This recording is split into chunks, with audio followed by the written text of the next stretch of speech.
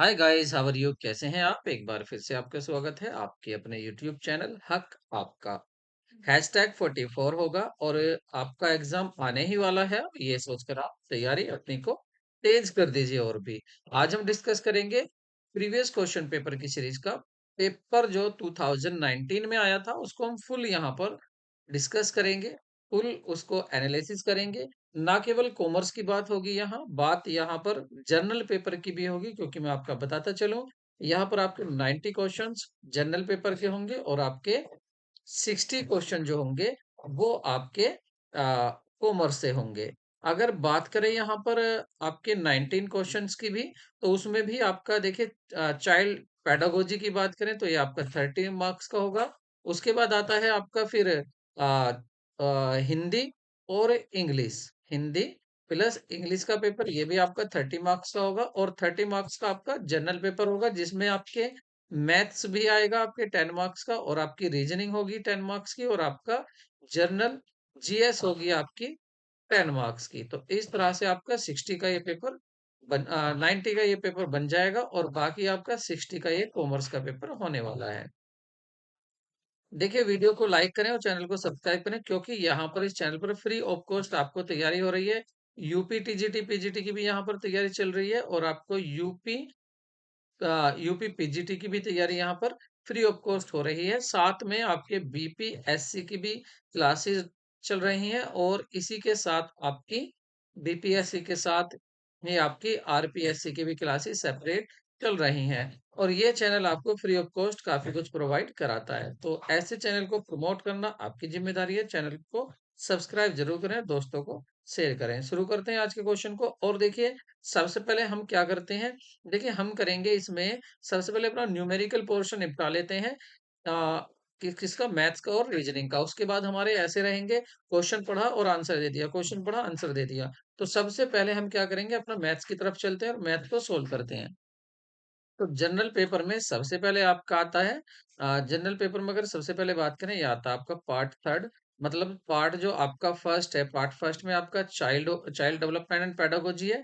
Part second जो है वो आपका हिंदी हो जाएगा, हिंदी और हिंदी और इंग्लिश हो जाएगा। और पार्ट थर्ड है आपका quantitative aptitude and reasoning ability, और आपका जीएस अवेयरनेस। तो इसमें सबसे पहले सोल्व करते हैं हम अपना इसी पोर्शन को, थर्ड पोर्शन को हम सबसे पहले सोल्व कर लेते हैं। तो यहाँ पर दिया हुआ है, in English alphabet are written in the opposite order.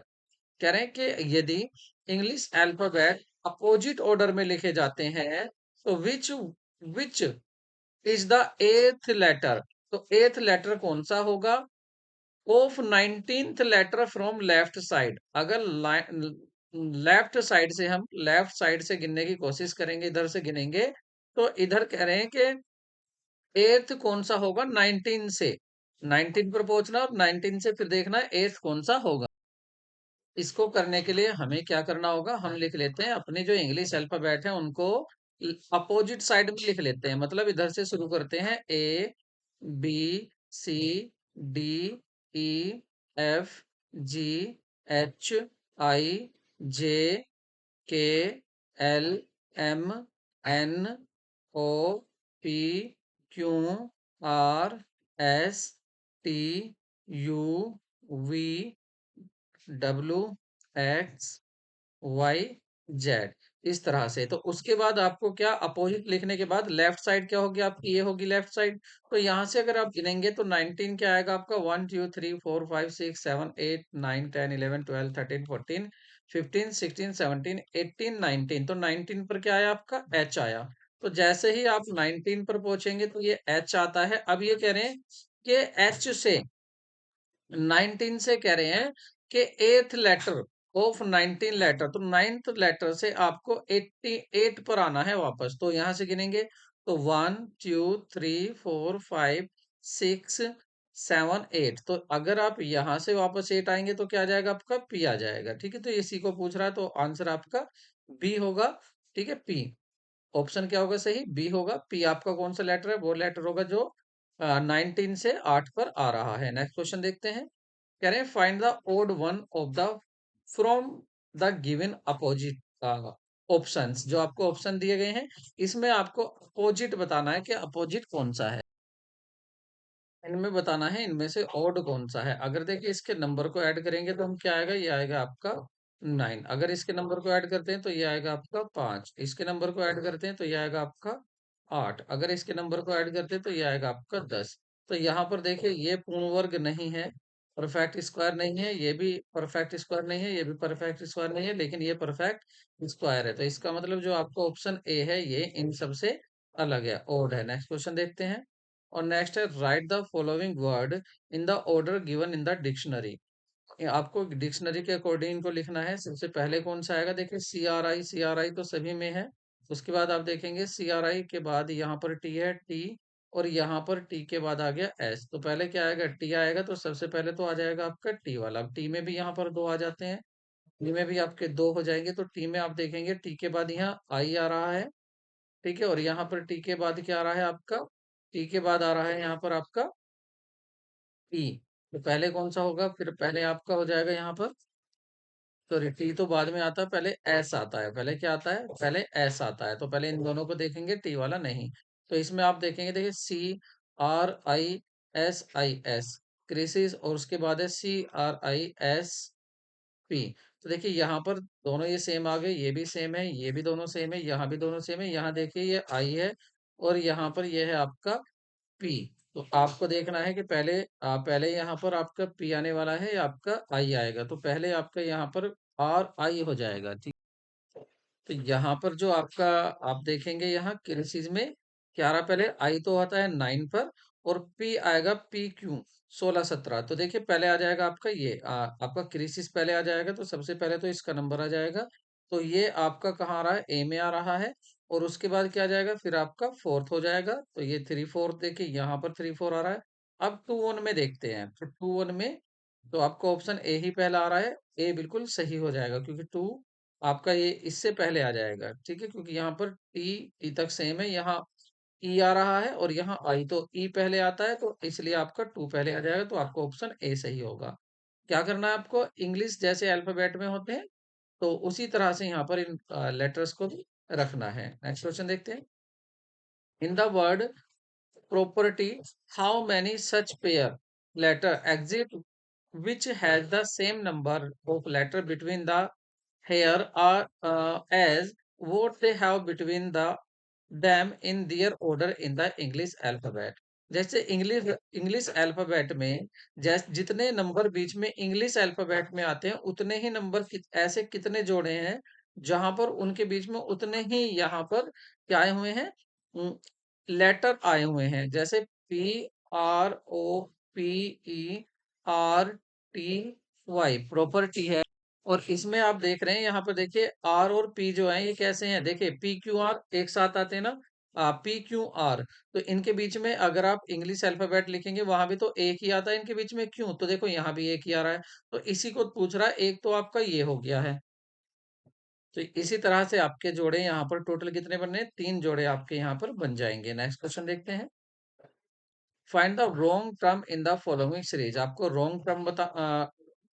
Wrong term बतानी है, कौन सी टर्म ऐसी है जो यहाँ पर रॉन्ग है। आप देखेंगे यहाँ पर आपका ऑप्शन सी, अगर आपका 15LS की बात करें तो ये आपका रॉन्ग है। देखिए इसमें आप देखेंगे यहाँ पर 1 में 4 ऐड करेंगे तो ये आपका आ जाएगा 5। इसमें 4 ऐड करेंगे तो आ जाएगा ये आपका 9। 9 में 4 ऐड करेंगे तो यहाँ 13 होना चाहिए, और यहाँ आ रहा आपका 15। तो ये आपकी टर्म ये ही रॉन्ग है। नेक्स्ट क्वेश्चन देखते हैं। नेक्स्ट है आपका, दो पर्सन ए और बी हैं, stand in the stand in front of each other. एक दूसरे के आमने सामने खड़े हुए हैं इन द मॉर्निंग, सुबह सुबह की बात है। If A shadows lie in the left side, अगर एक ही शैडो लाई हो है, मतलब एक ही शैडो जो पड़ रही है वो लेफ्ट साइड में पड़ रही है एक है, तो then which direction B is stand facing. तो बी किधर डायरेक्शन, किधर मुंह करके खड़ा हुआ है। अब यहाँ पर देखिए जब लेफ्ट में आ रही है तो बी किस में खड़ा हुआ है, तो देखिए यहाँ से आप देखेंगे तो एक ही किधर को आप खड़ा करेंगे। तो देखिए यदि आप इसको नॉर्थ में खड़ा करते हैं, किसको, यदि आप ए को नॉर्थ की तरफ फेस करके खड़ा करते हैं, तो अब सूरज इधर से आएगा, तो इसकी जो आपकी शैडो होगी वो किधर होगी, शैडो तो शैडो इस तरफ आएगी इसकी, क्यों, क्योंकि आपके लेफ्ट तरफ आएगी। अब देखिए जब ए इधर को खड़ा हुआ है तो फिर बी किधर होगा, तो बी इधर को खड़ा हुआ होगा और इधर क्या हो जाएगा, नॉर्थ इधर है तो इधर हो जाएगा आपका साउथ। तो ए है साउथ की तरफ, नॉर्थ की तरफ, और आपका बी है साउथ की तरफ। ठीक है, तो यहाँ बी को ही पूछा था, बी का जो फेस है वो आपका साउथ की तरफ होगा। नेक्स्ट क्वेश्चन देखते हैं। नेक्स्ट क्वेश्चन देखते हैं और नेक्स्ट में क्या कह रहा है, एक व्यापारी अपनी वस्तुओं की सूची मूल्य 15% की छूट देता है। 15% की क्या दे रहा है, छूट दे रहा है। इसका मतलब 100 की चीज को कितने में बेच रहा है, 85 में बेचता है। किस कौन सी चीज को, इसमें कौन सी को बेचता है, जो 100 वाली चीज है उसे 85 में बेचता है। ठीक है, और 19% लाभ कमाने के लिए उसे अपनी वस्तु पर लागत मूल्य से कितना मूल्य अंकित करना चाहिए। अब आपको बताना है, अगर वो 19% किस तरह से भी 19% प्रॉफिट कमाना चाहता है, तो बताइए उसको कितना कितना मूल्य उसको करना चाहिए, प्रिंट कितना करना चाहिए, अंकित मूल्य कितना होना चाहिए। तो देखिए मैं बिल्कुल इसकी शॉर्ट ट्रिक बताऊंगा आपको। तो आपको निकालना है सेलिंग प्राइस कितना होना चाहिए। तो देखिए ये जो दे रहा है, इसमें आप मल्टीप्लाई करेंगे। अगर आप इसमें मल्टीप्लाई करेंगे, यहाँ पर वो आप मान लीजिए 100 रुपए कॉस्ट है, तो 100 वाली चीज को वह अगर प्रॉफिट लेना चाह रहा है तो प्रॉफिट मान लेते हैं। यहाँ पर वो कितना परसेंट फालतू करेगा, यहाँ हम मान लेते हैं x% फालतू करेगा। ठीक है, तो 100 में x को हम ऐड कर देंगे तो बराबर यहाँ पर कितना आ जाने आपका, तो बराबर आ जाएगा आपका 119। ठीक है, बराबर 119 आ जाएगा। बस आपको यही शॉर्ट ट्रिक याद रखनी है। इसके बाद आप इसे सोल्व कर लीजिए, आपका आंसर आ जाएगा। सोल्व करेंगे तो क्या हो जाएगा, ये आपका 100 प्लस एक्स यही रहेगा, इंटू 119 में मल्टीप्लाई आपकी 100 की हो जाएगी और अपॉन में आ जाएगा एक आपका 85। तो इसमें क्या होने वाला है, यहाँ पर अगर आप इसको 100 प्लस एक्स बराबर, अगर आप इसको 19 11 00 को आप डिवाइड करेंगे 85 से, तो ये आपका आ जाएगा 140। और इधर क्या है आपका 100 प्लस एक्स, तो एक्स की वैल्यू क्या आ जाएगी, 140 माइनस 100, तो ये बचेगी आपकी 40। इसका मतलब ये है कि उसको 40% उसको प्राइस से 40% ऊपर बढ़ा के लिखना पड़ेगा। ठीक है, कितना ज्यादा करना पड़ेगा उसको, एक्स, उसको 100 में जो भी चीज होगी उसको 40% उसको बढ़ाकर लिखना होगा। तो उससे उसको कितना प्रॉफिट मिल जाएगा, 19% प्रॉफिट मिल जाएगा। तो ऑप्शन क्या होगा यहाँ पर, करेक्ट ऑप्शन आपका बी होगा। ठीक है, नेक्स्ट क्वेश्चन देखते हैं। देखिए ये क्वेश्चन आपका पिछले बार बार रिपीट हो रहा है। ठीक है, आयु वाला, तो आप इसको अच्छे से कर लें। ठीक है, बिल्कुल इसको बढ़िया से करना है। तो यहाँ पर देखिए आपसे कहा है कि 5 वर्ष बाद पिता की आयु उसके पुत्र की आयु की 3 गुनी हो जाएगी। कब, 5 वर्ष बाद। ठीक है, तो मान लेते हैं आज जो है पिता x साल का है। चलो 5 वर्ष बाद की बात करते हैं पहले। पहले कब की बात करेंगे, 5 साल बाद की बात कर लेते हैं। आज से 5 साल बाद, तो 5 वर्ष बाद। ठीक है, 5 वर्ष बाद क्या होगा, अगर यहाँ पर लिखते हैं हम पिता की आयु, तो पिता की आयु कितनी है 5 वर्ष बाद, पिता की आयु तो है आपकी 5 वर्ष बाद, पिता की आयु पुत्र की मान लेते हैं एक्स। क्या मान लेते हैं, पुत्र की आयु मानते हैं यहाँ पर एक्स। तो पुत्र की जो आयु है 5 वर्ष बाद, पुत्र की आयु, तो पुत्र की आयु है x वर्ष। ठीक है, तो पिता की कितनी हो जाएगी, पिता की आयु आज से 5 साल बाद, तो पिता की हो जाएगी, कह रहे हैं कि 3 गुनी हो जाएगी पुत्र की, तो 3x हो जाएगी पिता की आयु। ठीक है, अब ये तो 5 वर्ष बाद होगी। अगर आज की बात करें, ठीक है, अगर आज की बात करें या आज से और 5 साल पहले की बात करें, तो हमें क्या करना पड़ेगा, 10 साल और दोनों में कम करने पड़ेंगे। तो 5 वर्ष पहले देखते हैं, 5 वर्ष पहले इनका क्या रिलेशन था। 5 वर्ष पहले, अगर 5 वर्ष पहले देखें, तो दोनों की आयु में कितना, भाई आप भी सोचिए, आज से 5 साल बाद आप जितने बड़े थे, आज से 5 साल पहले कितने बड़े थे, तो 10 साल कम हो जाएगी। तो इसी तरह से पुत्र की आयु देखेंगे, आज से 5 साल पहले, तो पुत्र की आयु कितनी हो जाएगी, पुत्र की आयु हो जाएगी आपकी x-10। और पिता की आयु कितनी थी, पिता की थी 3x-10।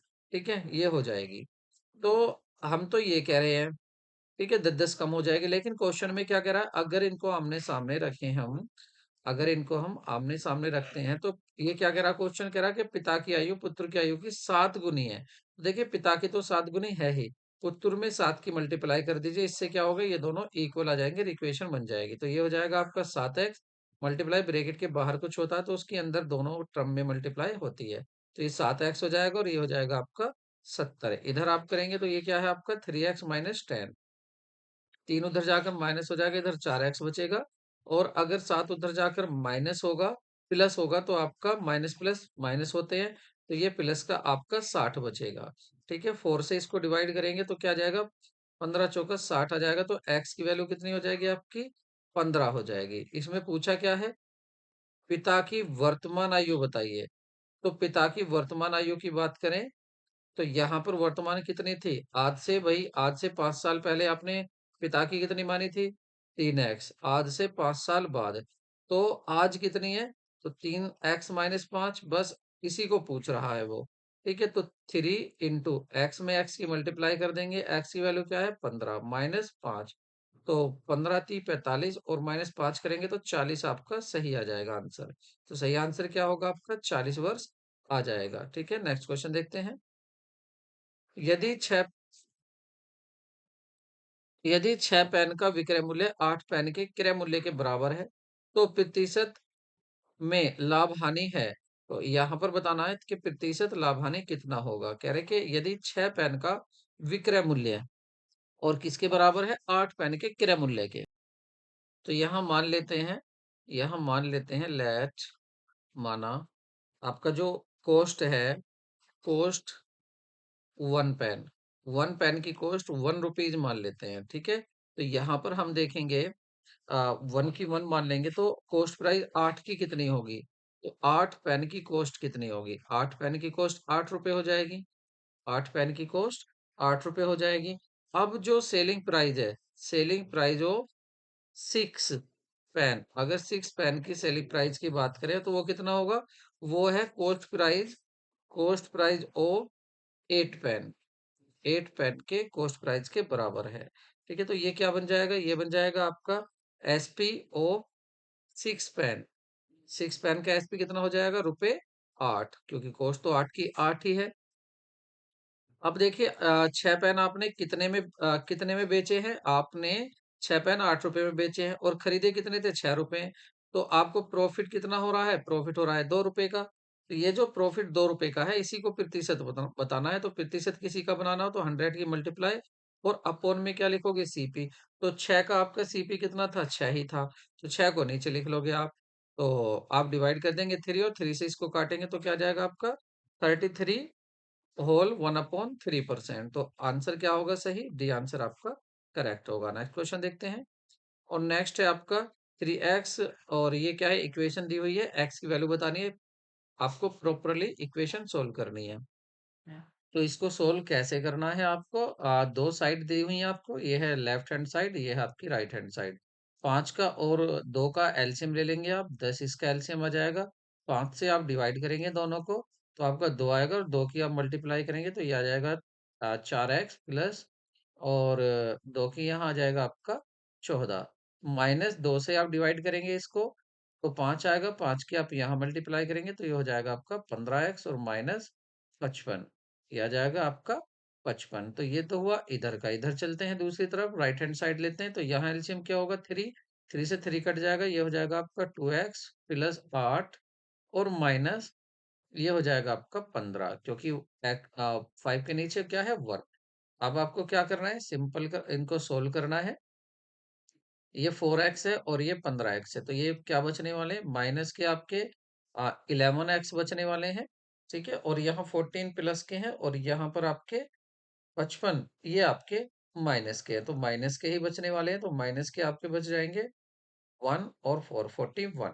ठीक है, अपॉन हो जाएगा यहाँ पर 10, और इधर देखें तो इधर आपका 2x, और 2x और माइनस हो जाएगा आपका 7, अपॉन आ जाएगा आपका 3। अब आप क्या करेंगे, क्रॉस मल्टीप्लाई कर लेंगे, इस 3 की मल्टीप्लाई यहाँ कर लेंगे और इस 10 की मल्टीप्लाई यहाँ कर लेंगे, तो ये आ जाएगा आपका 33x माइनस, और इसमें करेंगे आप तो माइनस, ये आ जाएगा आपका 3 और 3 4 जा 12, 123। इधर आप 10 की मल्टीप्लाई करेंगे तो ये आ जाएगा 20x और माइनस ये हो जाएगा आपका 70, और अब आपको क्या करना है, यहाँ पर एक्स एक्स को एक साइड ले आते हैं तो ये हो जाएंगे आपके माइनस के 53x, ठीक है, क्योंकि ये 20x भी उधर जाकर माइनस हो जाएंगे, तो माइनस के 53x हो जाएंगे। और इधर देखें तो आपका इधर माइनस के 70 है, ये 123 उधर जाकर प्लस हो जाएंगे, तो माइनस प्लस के ही बचेंगे क्योंकि प्लस का ज्यादा बड़ा है। तो ये बचेंगे आपके 3 में से 0 गए 3, और 12 में से आपके 7 जाएंगे तो ये आपका 5 बचेगा, ठीक है। तो दोनों तरफ सेम ही बच रहा है, तो एक्स की वैल्यू क्या जाएगी, 53 अपॉन 53 माइनस का, ठीक है। तो इसको इसको काट दोगे तो क्या आ जाएगा, एक्स इजिकल टू -1 आ जाएगा। इसका मतलब ऑप्शन क्या होगा करेक्ट, ऑप्शन होगा आपका -1। नेक्स्ट क्वेश्चन देखते हैं। और नेक्स्ट है आपका एक बेलन का वक्र पृष्ठ मतलब कर्व सरफेस एरिया दिया हुआ है इसका सिलेंडर का, ठीक है। उसका कर्व सरफेस एरिया दिया है 264 metre square and its volume दिया हुआ है, इसका वॉल्यूम जो दिया हुआ है 924 घन मीटर दिया हुआ है। Then what is the ratio between the diameter and height, इसके हाइट और डायमीटर में क्या पूछा है, यहाँ पर डायमीटर में और हाइट में क्या पूछा गया है, इसमें आपका रेशो पूछा गया है।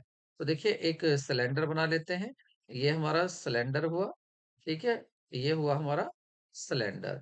ठीक, इस सिलेंडर में क्या क्या गिवन है, आपको कह रहे हैं कर्व्ड सरफेस एरिया। तो ये कर्व सरफेस एरिया कितना है, ये दिया हुआ है आपका 264। और फिर कह रहे हैं कि इसका जो एंड इट्स वॉल्यूम, वॉल्यूम मतलब इसके अंदर कितनी जगह है, इसके अंदर जगह कितनी है वो इसका वॉल्यूम दिया हुआ है।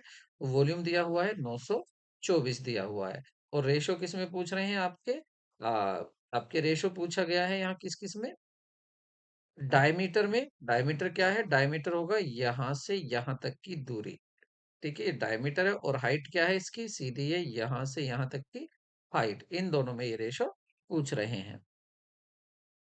तो देखिए इसके लिए फॉर्मूला होना पता आपको जरूरी है। अगर बात करें हम यहाँ पर कर्व्ड सरफेस एरिया की, तो कर्व सरफेस एरिया क्या होता है, 2πr h, क्या होता है बेलन का मतलब बेलन सिलेंडर का, ये होता है 2πr h। और ये कितना दिया हुआ है, 264 आपको दिया हुआ है, ठीक है।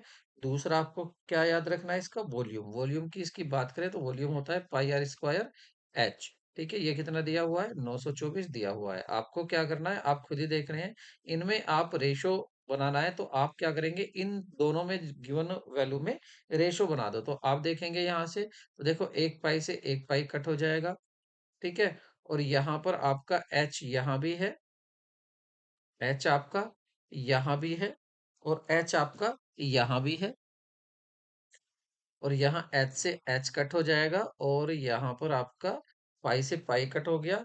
और यहाँ देखिए एक आर था, नीचे दो आर थे, तो एक आर कट हो जाएगा, तो ये क्या बचा आपका, ये बचेगा आपका 2/r। और इधर क्या बचेगा, अगर इसको भी कट कर लेते हैं, इन दोनों को भी कट करके देखते हैं क्या आएगा। तो देखिए ये है आपका 264, और नीचे कितना है आपका 924। तो क्यों ना यहाँ आर की वैल्यू निकाल ले, तो देखिए आर की वैल्यू क्या होगी, इसकी यहाँ मल्टीप्लाई हो जाएगी, इसकी यहाँ, आर की वैल्यू हो जाएगी आपकी 2 और इंटू 924, और अपोन में आ जाएगा आपका 264, ठीक है। अपोन में आ जाएगा आपका 264 आ जाएगा आर की वैल्यू के लिए। अब आपको इजीली आप इसको कर सकते हैं, 2 से इसको डिवाइड कर लिए, 1 जा 3 जा और 2 जा, तो 132 आ गया। अगर इसकी देखें तो 7 दूनी 14, 7 और 7 दूनी 14, एक 7 21 22, देखिए ये पूरा 7 टाइम्स आ रहा है।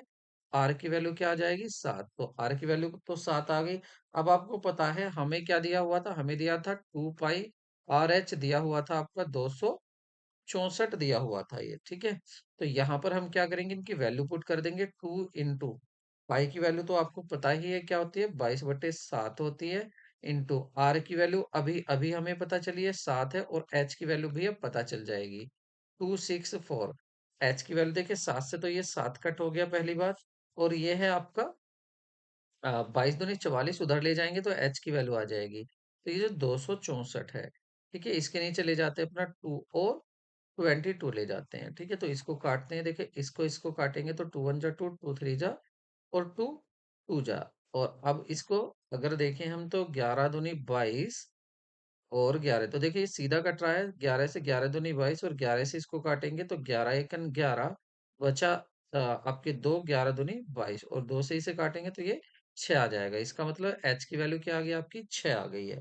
ठीक है अब आपकी एच की वैल्यू भी है और साथ में किसकी वैल्यू है आपकी आर की भी वैल्यू है लेकिन इसने क्या पूछा है इसने आपसे पूछा है कि यहाँ जो है आपका एक तो हाइट की तो हाइट तो आपकी एच हो गई किस किस का पूछ रहा है कह रहा है बिटवीन डायमीटर एंड हाइट तो डायमीटर क्या होगा डायमीटर होगा ये और आर क्या होती है आर डायमीटर की आधी होती है तो देखो ये तो है आर तो दो आर होते हैं तो देखिए आपको टू आर और इसकी किससे पूछ रहा हाइट से तो 2r कितना होगा आपका 2 into r की वैल्यू क्या है 7 और नीचे h कितना आया है h आया आपका 6 तो ये हो जाएगा 7 दूनी 14 और ये 6 हो जाएगा इसको छोटा कर लेते हैं 2 से काटेंगे 7 आ जाएगा 2 से काटेंगे 3 आ जाएगा इसका मतलब 7:3 आपका आंसर आ गया तो 7:3 कौन सा होगा ऑप्शन आपका डी करेक्ट होगा ठीक है तो डी ऑप्शन आपका करेक्ट होगा नेक्स्ट क्वेश्चन देखते हैं और नेक्स्ट है आपका चक्रवृद्धि ब्याज पर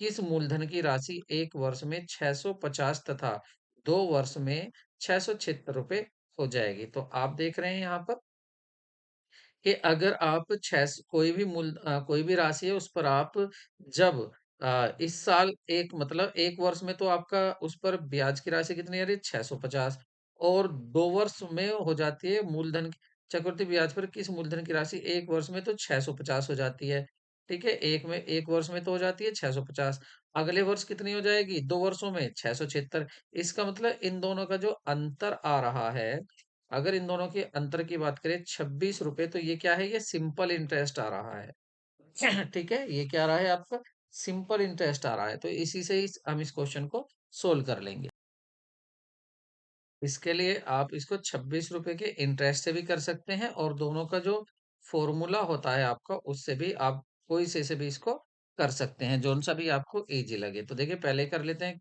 तो हम किससे करते हैं चलो सिंपल इससे ही करते हैं जो दिया हुआ है तो देखिए पहले क्या कहा गया है कह रहा है दियर अमाउंट अमाउंट होता है आपका अमाउंट क्या होता है अमाउंट होता है इसमें दोनों होते हैं प्रिंसिपल प्लस इंटरेस्ट दोनों को मिलकर तब अमाउंट आता है तो अमाउंट दिया हुआ है यहाँ तो फॉर्मूला लगा लेते हैं तो यहाँ पर क्या होगा देखिए चक्रवृद्धि ब्याज का अगर हम चक्रवृद्धि मिश्र धन का फॉर्मूला देखें तो वो होता है P 1 + R/100 और ईयर की अगर बात करें तो ईयर ले लेते हैं 2 क्योंकि 2 साल वाला है और इसको अगर हम डिवाइड करते हैं दूसरे से दूसरा क्या है मूलधन तो बराबर ही होगा यहाँ पर प्रिंसिपल तो 1 + R/100 और अपॉन यहाँ कर लेते हैं 1 और इधर देखते हैं तो इधर है आपका 676 600 आपका 76 है और नीचे आपका आ जाएगा 550 ठीक है अब आपको क्या करना है देखिए यहाँ पर पी से तो पी कट ही हो गया है ठीक है पी से पी कट हो गया और देखिए ये ऊपर जो ब्रैकेट है ये 2 बार है नीचे 1 बार है तो ये 1 बार से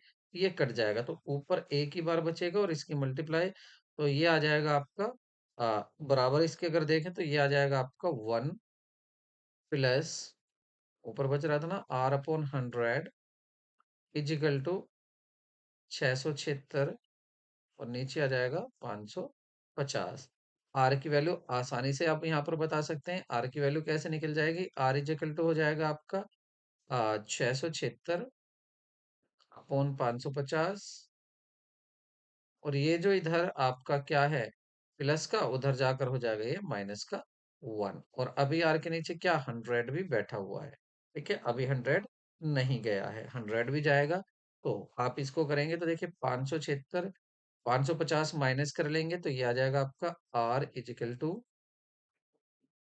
6 7 में से 5 गए आपके 2 और 126 ठीक है 126 और नीचे आ जाएगा 550 और 100 आ जाएगा यहाँ पर इसके मल्टीप्लाई में ठीक है 100 इसके मल्टीप्लाई में आ जाएगा ठीक तो इसको अब डिवाइड कर लेते हैं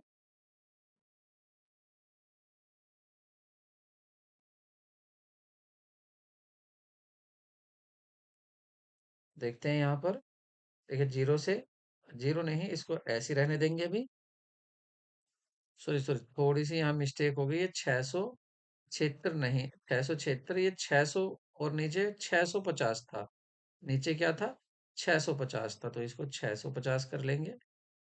650 यहाँ पर भी क्या है, ये 650 है।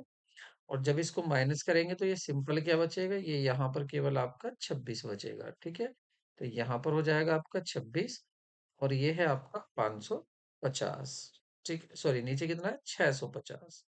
नीचे आ रहा है आपका 650। तो देखो 13 से इसे काट लेते हैं, 13 दूनी 26 और 13 पंजे 65, और एक जीरो ये आ रहा है। ठीक है, अब 50 से 100 को काटेंगे तो ये भी 2 टाइम्स आ जाएगा, तो आर क्या जाएगा, दो दूनी 4। आर की वैल्यू क्या आ गई, 4%। तो देखिए रेट तो आ गई है, और क्या पूछा है, ऑन द इंटरेस्ट दियर, कह रहे वोट प्रिंसिपल, आपसे पूछा है प्रिंसिपल। अब प्रिंसिपल के लिए क्या करेंगे, आप सिंपल पहले वाला फॉर्मूला लगाएंगे, तो चक्कर अमाउंट बराबर हो जाएगा आपका 650, और यहाँ पर था आपका पी 1 R/100 और 1। ठीक है, तो यहाँ पर देखिए मिश्रधन कितना था, 650, और आपका प्रिंसिपल पता नहीं है, ये तो निकालना है। 1 प्लस आर की तो वैल्यू आ गई हमारी 4, और इधर क्या है 100, और वैल्यू यहाँ पर 1 ही है। तो क्या हो जाएगा, देखिए इसको हम डिवाइड करेंगे 4 से, तो ये आ जाएगा 4, और नीचे आ जाएगा 25। तो 25 ये आ गया आपका 26, तो ये हो जाएगा 650 इजिकल टू पी, और ये हो जाएगा आपका 26 और नीचे 25। ठीक है, अब पी की वैल्यू निकालनी है, तो आपको सिंपल क्या हो जाएगा, तो कि पी इजिकल टू आपका हो जाएगा इंटू 25, और नीचे हो जाएगा आपका 26। वही 13 से काट लेते हैं, 13 पंजे 65, 13 दूनी 26। ठीक है, ये जीरो हो गया, तो 2 से इसको काटेंगे, 25 आ गया। ठीक है, 25 की 25 में मल्टीप्लाई करेंगे तो ये आ जाएगा आपका 625। तो पी आ गया आपका 625। तो 625 प्रिंसिपल मतलब ऐसा अमाउंट, ये ऐसा आपके, ये क्या है आपका प्रिंसिपल, ऐसा है आपका मूलधन 625 रुपए, जो आपके 1 वर्ष में तो 650 हो जाता है, और 2 वर्ष में 676 हो जाता है। तो ऑप्शन आपका डी सही होगा। नेक्स्ट क्वेश्चन देखते हैं। और नेक्स्ट है, एक मूलधन 2 वर्षों के लिए साधारण ब्याज पर उधार दिया जाता है। यदि बाजार दर 1% से अधिक हो तो साधारण ब्याज में 240 की वृद्धि होती है। मूलधन ज्ञात कीजिए। देखिए यहाँ पर आपको क्या करना पड़ेगा, यहाँ आप कर लेंगे प्रिंसिपल मान लेंगे। पी तो प्रिंसिपल ही हो गया, तो आप पी प्रिंसिपल हो जाएगा आपका, टी भी दिया हुआ है 2 साल, और रेट आपकी परसेंट ही रहने वाली है। तो अगर हम यहाँ पर डिफरेंस करें, यानी ना एक मूलधन 2 वर्षों के लिए साधारण ब्याज पर, आपके सिंपल ब्याज की बात करें, साधारण ब्याज की, ठीक है, ब्याज की दर से 1% अधिक है, तो साधारण ब्याज में 240 की वृद्धि हो जाती है। आप देखिए 1% ज्यादा करने में, मतलब 2 बार करते हैं इसको। एक होगा हमारा, भाई सीधा क्या होता है, पंडित तोताराम होता है, प्रिंसिपल, टाइम और रेट। तो यहाँ वही फॉर्मूला लगाएंगे, तो प्रिंसिपल इनटू, तो आर प्लस 1% ज्यादा कर लिया आर में, और इनटू टाइम कितना है 2, और अपॉन क्या हो जाएगा आपका 100। और अगर दूसरा क्या लेंगे, पी इंटू आर, यहाँ ज्यादा नहीं करा है आर में, और इंटू 2 यहाँ भी टाइम है, और अपॉन 100। ठीक है, देखिए दो दो बार निकाल लिए हमने, यहाँ पर हमने जो ब्याज निकाला है 2 बार निकाला है। एक ब्याज ये रहा, एक तो ब्याज है हमारा ये वाला, जिसमें जो रेट है वो कितने बढ़ गई है, 1% हमने रेट को बढ़ा दिया है। और यहाँ पर कितना है, हमने रेट को बढ़ाया नहीं है। दोनों का डिफरेंस कर रहे हैं, तो डिफरेंस कितना आ रहा है, दोनों के ब्याज का डिफरेंस क्वेश्चन में दिया हुआ है 240। बस अब इस इक्वेशन को ही आपको सोल्व करना है। तो देखिए 100 लेंगे आप एलसीएम, 100 क्या लेंगे एलसीएम, और इसको अब सोल्व करेंगे आप, तो ये हो जाएगा आपका,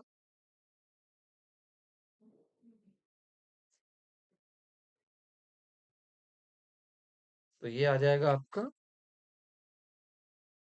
तो और हाँ, आप इसको ऐसे भी तो कर सकते हैं, अगर आप यहाँ पर देखिए 2 बार लिखा हुआ है, आप इसको ऐसे भी तो कर सकते हैं। देखिए ये है आपका 2P/R, और फिर ये अंदर भी प्लस अलग आ रहा है ये टर्म, तो ये क्या हो जाएगा, ये भी ये हो जाएगा +2P/R। ये 2 बार हो सकता है आपका, 2P/R हो सकता है, और इधर भी हो सकता है आपका 2p, आर नहीं आएगा आपके यहाँ क्योंकि 1 है, आर नहीं है, तो ये हो जाएगा 2p। और दोनों के नीचे ही क्या अलग अलग भी लिख सकते हैं दोनों को हम, इसके नीचे भी 100 लिख सकते हैं और इसके नीचे भी हम 100 लिख सकते हैं।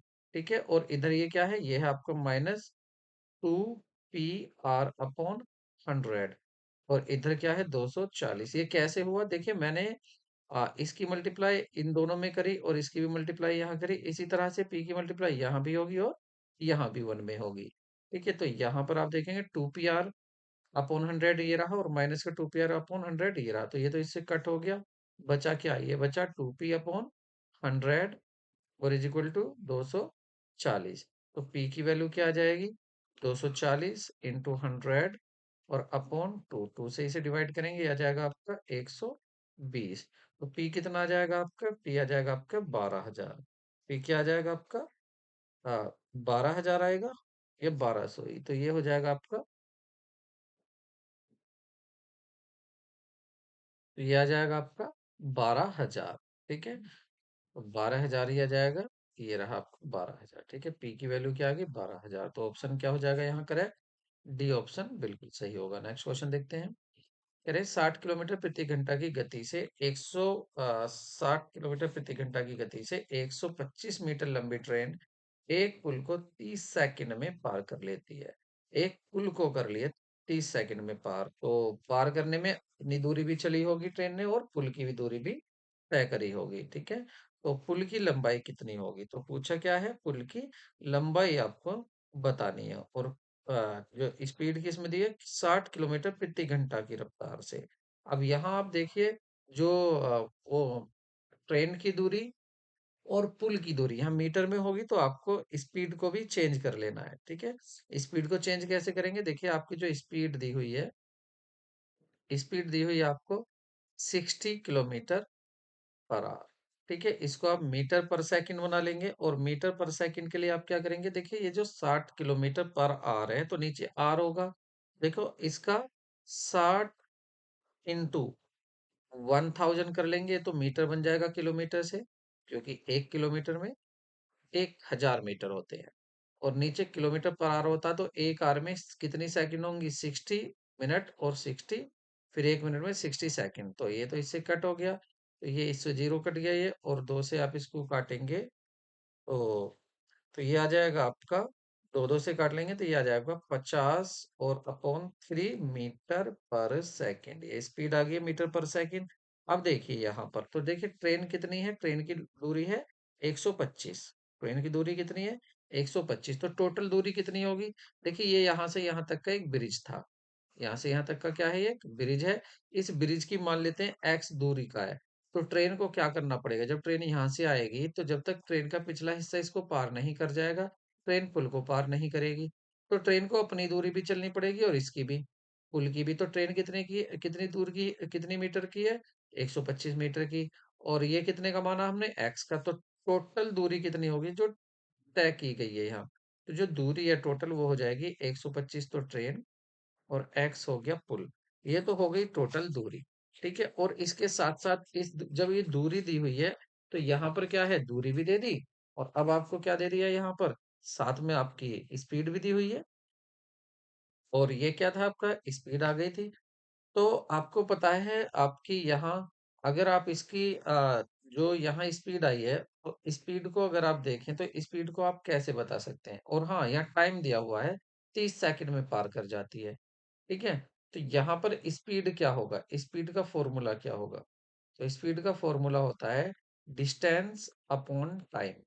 ठीक है, डिस्टेंस अपॉन टाइम।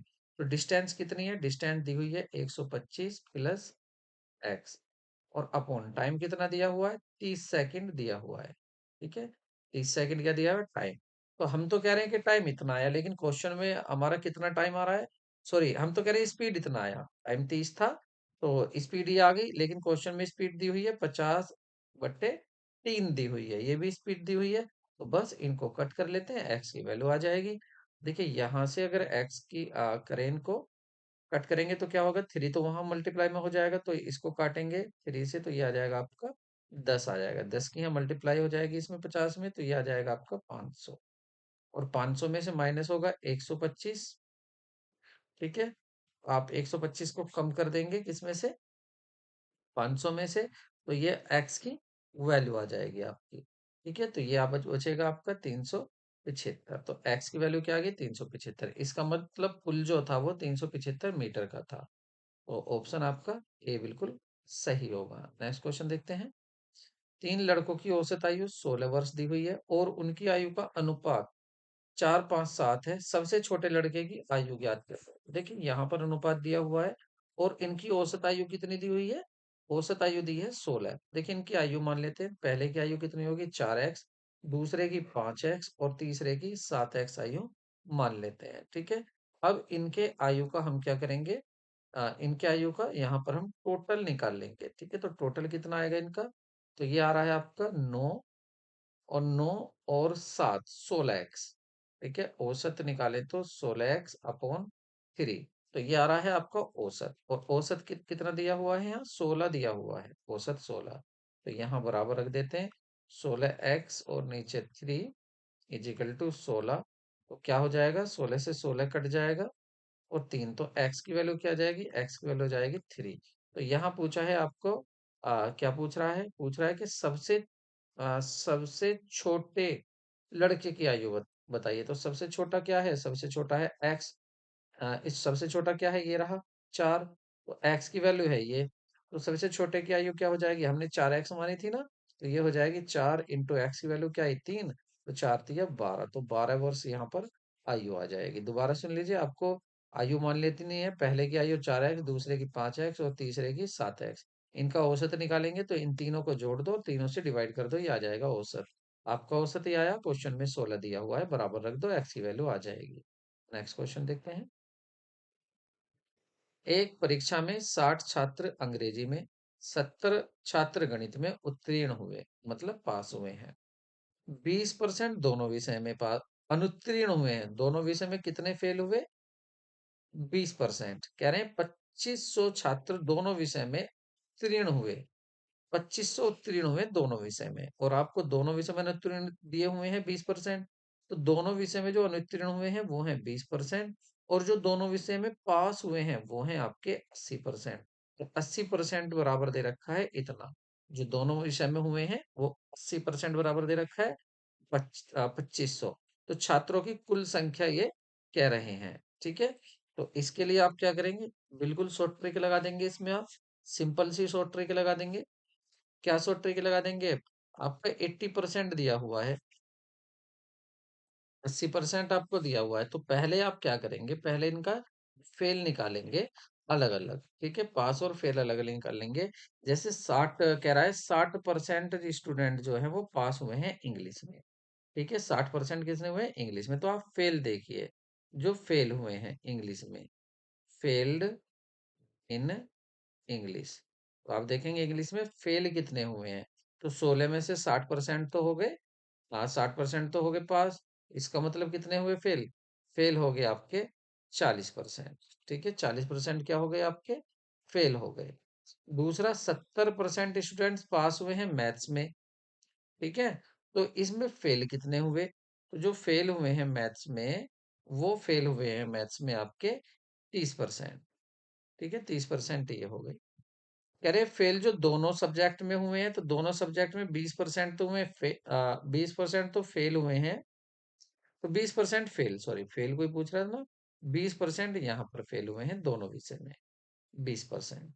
ठीक है, अब यहाँ पर जो 100% थे, अब अगर हम ये देखना चाहें कि टोटल बच्चे कितने पास हुए, अब हम देखना चाहें कि टोटल पास कितने हुए हैं, टोटल पास जो हुए हैं, तो हम देखें 100% तो पूरे बच्चे थे, इसमें से ये तो हो गए आपके 40 प्लस 30 और प्लस 20, तो ये हो जाएंगे आपके 70 90। 90 ये हो गए आपके, 90 हो गए यहाँ पर आपके टोटल, टोटल पास हो गए 90%।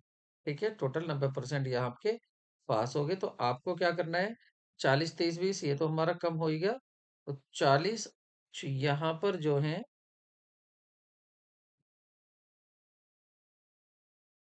टोटल जो पास हुए हैं दोनों विषय की बात करें ना, तो 40 तो हुए हैं, यहाँ पर 30 भी हुए हैं, और ये माइनस हुए हैं, ये माइनस वाले लेंगे, माइनस वाले ये दिया हुआ है माइनस ये पहले से ही दिया हुआ था। तो 70 और 20 50 हो जाएंगे, ठीक है। तो 50 माइनस करेंगे तो ये 50 बचेगा, 50%। तो आपको क्या करना है, टोटल स्टूडेंट देख, आपको अगर टोटल स्टूडेंट देखने हैं, आपको देखने हैं टोटल स्टूडेंट, तो आप क्या करेंगे, जो आपको 2500 दिया हुआ है, इसमें आप 100% अपॉन 50 से डिवाइड कर लेंगे, ठीक है। तो ये आ जाएगा आपका 0 से, हाँ ये आ जाएगा आपका 2, और 2 की मल्टीप्लाई करेंगे तो ये आ जाएगा आपका 5000। इसका मतलब कुल बच्चे कितने थे, 5000 बच्चे थे यहाँ पर, ठीक है। ऑप्शन आपका डी सही होगा। नेक्स्ट क्वेश्चन देखते हैं। देखिए ये नहीं है कि आप मेरे ही मेथड से करें। देखिए मैथ्स है, एक ही क्वेश्चन कई कई तरीके से हो जाता है, आप किसी भी तरीके से कर सकते हैं, जो भी आपको इजी लगे, ठीक है। यहाँ कह रहे हैं ए बी से बड़ा है, जबकि सी डी से, सी और डी ई से बड़े हैं, ई ए और सी के बीच में है, और सी बी से बड़ा है। तो निम्नलिखित में से कौन सा कथन आवश्यक रूप से सत्य होगा। तो देखिए यहाँ पर क्या कह रहे हैं, कह रहे ए सी से बड़ा है, तो कहा है ए बी से तो बड़ा है, और सी और डी ई से बड़े हैं, तो ये ई से बड़े हैं, अभी तक बी नहीं आया। उसके बाद कह रहे ई ए सी के बीच में है, तो ये इसके बीच में है, तो इसका मतलब तो पहला यहाँ पर ऑप्शन गलत हो गया है, ठीक है। अब देखते हैं दूसरा, सी डी से बड़ा है, सी डी से बड़ा नहीं, इसके बीच में यार ये भी गलत हो गया आपका। डी सी से बड़ा है, तो डी सी से बड़ा है, तो डी सी से बड़ा है, ये भी गलत हो गया आपका। कह रहा है ई बी से बड़ा है, तो देखिए ई जो कह रहा है ई बी से बड़ा है, हाँ बिल्कुल सही आ रहा है, तो ऑप्शन आपका डी सही होगा। नेक्स्ट क्वेश्चन देखते हैं। एक घन की निचली, कह रहे हैं एक घन की निचली सतह खाली है, ठीक है। घन कैसा होता है, घन मतलब जिसकी तीनों साइड आपकी इक्वल होती है, ठीक है।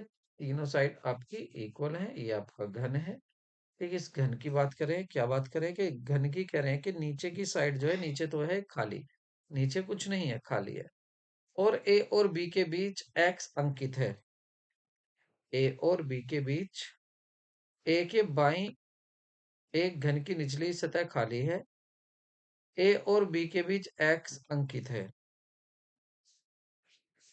ए के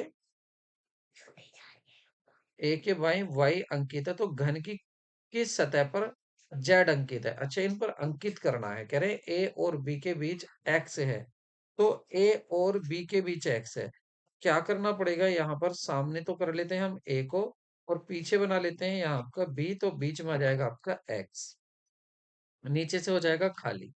तो कह रहे जेड के लिए कहाँ जगह बची, नीचे तो खाली हो गया, इधर आपका वाई भी हो गया, ये आप इधर वाई मानना पड़ेगा, तो ये आपका जेड आ जाएगा, मतलब इसका सही ऑप्शन ऊपर की सतह पर हो जाएगा, ऊपर की सतह पर जेड है। नेक्स्ट क्वेश्चन देखते हैं। तो ए और बी, ए बी और ए बी और सी का भाई है, इसकी बात हो रही है ए की। डी सी की माँ है, और डी क्या है, सी की माँ, डी सी की माँ है। अब जब सी की माँ है, आपको पता है ए बी और सी का भाई है, तो फिर ए की भी क्या हुई, डी ए की भी माँ हुई, दोनों की माँ हुई, ठीक है। ए की भी माँ हो गई, ठीक, ये भी हो गई। तो अगर इसका डायग्राम बना लें हम, एक डायग्राम बनाते चलें, आगे पढ़ लो, ये पढ़ लीजिए। और फिर कह रहे ई ए का पिता है, ई ए का पिता है, तो इसका मतलब ये हुआ बीसी, ए बीसी का भाई है, बीसी का भाई है, तो ये भाई बहन हो गए, बी और सी ये भाई बहन हो गए हैं, और इनका ब्रदर कौन हो गया है, ये ए इनका ब्रदर हो गया है, ठीक है। और इनका फादर कह रहे ना ई ई ए का पिता है, ई ए का पिता है, तो ये पिताजी हो गए हैं इधर, ई कौन हो गए हैं, ये फादर हो गए हैं यहाँ पर, ठीक है। और इन दोनों की जो मदर बताई गई है, वो मदर कौन बताई गई है, डी बताई गई है मदर, ठीक है, ये मदर बताई गई है। तो देखो यहाँ पर ये तो क्लियर है कि माइनस को हम ले लेते हैं फीमेल, और प्लस को ले लेते हैं मेल, तो ये तो मेल मेल हो गया, और यहाँ भी ये भी कहा है कि ए बी का भाई है, तो ए भी क्या है, प्लस आ रहा है यहाँ पर, ये भी मेल हो गया है, ठीक है। और ई क्या है, ये पिताजी हैं, फादर हैं, तो ये भी क्या है, प्लस में आ रहे हैं। इधर ये मदर हो गई है। ठीक है। और इन मदर के हस्बैंड को कौन हो गए हैं, ई हो गए हैं। ठीक है, ये हस्बैंड हो गए। अब यहाँ पर ये पूछ रहा है कि बताइए कौन सा कथन गलत है। तो कह रहे बी ई का पुत्र है। कह रहे हैं कि बी जो है, ये बी ई का पुत्र है। देखिए यहाँ पर ये भाई बहन है। पहली बात, यहाँ पर ये भाई बहन है, तो कौन सा कथन गलत, तो ये तो सही कह रहे हैं। हाँ भाई, ये तो पुत्र ही हो रहा है। कह रहे बी ई का पुत्र है। बी जो है ये रहा बी। तो क्या ये ई का पुत्र है, क्या ये कथन गलत होगा, या बी ई का पिता है, या बी ई का पिता है। तो पहला ही ये गलत आ रहा है। देखिए ये बी इज सन ऑफ ई, तो बी जो है वो ई का सन नहीं है। ठीक है, इसका सन ये नहीं है। ये तो बताया इनका भाई है, लेकिन ये नहीं बताया कि इसका ये भाई है, तो ये आपका गलत होगा। नेक्स्ट क्वेश्चन देखते हैं। अंग्रेजी वर्णमाला में दर्पण छवि में कितने अक्षर अपरिवर्तित रहेंगे। In English alphabet how many letters unchange in the mirror. अगर आप ए को देखेंगे, शीशे में ए को देखेंगे, तो ये चेंज होगा या नहीं। देखिए अगर यहाँ पर अनचेंज जो रहेंगे, देखिए ए, उसमें भी ए ही ऐसी दिखेगा। ए बी, बी नहीं दिखेगा। ए बी सी, सी भी बदल जाएगा साइड से। A B C D, D भी बदल जाएगा। तो ई एच, एच भी आपका अनचेंज रहेगा। आई अनचेंज रहेगा। एम अनचेंज रहेगा। ओ बिल्कुल अनचेंज रहेगा। टी अनचेंज रहेगा। यू अनचेंज रहेगा। वी अनचेंज रहेगा। और डब्ल्यू अनचेंज रहेगा। और आपका एक्स भी अनचेंज रहेगा। और आपका वाई भी अनचेंज रहेगा। तो ये टोटल अगर इनको गिने तो हम 1 2 3 4 5 6 7 8 9 10 11, तो ये 11 हो गए। ऑप्शन आपका डी सही होगा। नेक्स्ट क्वेश्चन देखते हैं। तो नेक्स्ट है आपका इसमें, मार्गदा नदी निम्नलिखित में से किस जिले में नहीं बहती है। अब देखिए यहाँ पर हमारे न्यूमेरिकल तो हो गए पूरे। अब हमें क्या करना है, पढ़ना है, आंसर देना है, पढ़ना है, आंसर देना है। ये सारा काम अब हमें करना है। तो यहाँ पर कह रहे हैं मार्कंडा नदी निम्नलिखित में से किस जिले में नहीं बहती है। तो किस जिले में नहीं बहती है, सोनीपत में नहीं बहती है। नेक्स्ट क्वेश्चन देखते हैं। कह रहे वह जिला जो मुख्यतः जुई नहर से सिंचित होता है। तो जुई नहर से कौन सा सिंचित होता है, तो वो है आपका भिवानी। ठीक है, नेक्स्ट क्वेश्चन देखते हैं। कह रहे हैं सूरजकुंड अंतर्राष्ट्रीय शिल्प मेला 2018 में निम्नलिखित में से कौन से भागीदार राष्ट्र का था। तो सूरजकुंड अंतर्राष्ट्रीय जो मेला था वो आपका किर्गिस्तान का था। वैसे ये अब क्वेश्चन हमारे काम का नहीं है। नेक्स्ट क्वेश्चन देखते हैं।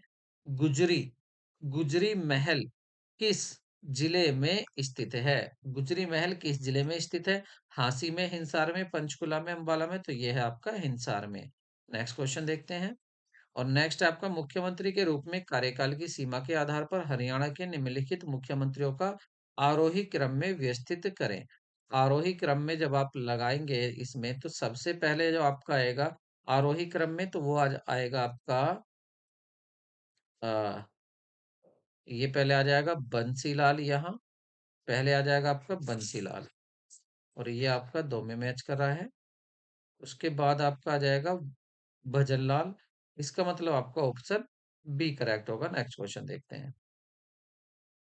कह रहे सन्नो देवी के बारे में निम्नलिखित में से कथनों पर विचार करें। सन्नो देवी पंजाब विधानसभा की उपाध्यक्ष थी। जब हरियाणा का गठन हुआ, उन्हें हरियाणा विधानसभा का अध्यक्ष चुना गया। तो आपको बताना है इसमें केवल पहला कथन सत्य है, केवल दूसरा कथन सत्य है, या दोनों कथन सत्य हैं, या दोनों असत्य है। तो देखिए यहाँ पर डी सही होगा, दोनों ही कथन सत्य हैं। सन्नो देवी कौन थी, ये पंजाब विधानसभा की उपाध्यक्ष भी थी, और हरियाणा का जब गठन हुआ था तो इन्हें विधानसभा का अध्यक्ष भी चुना गया था। नेक्स्ट देखते हैं। खैर अंदेश समाचार पत्र के संपादक कौन थे। तो खैर अंदेश, जो खैर अंदेश था, इसके संपादक कौन थे, तो इसके संपादक थे मुरलीधर। Option B. नेक्स्ट देखते हैं।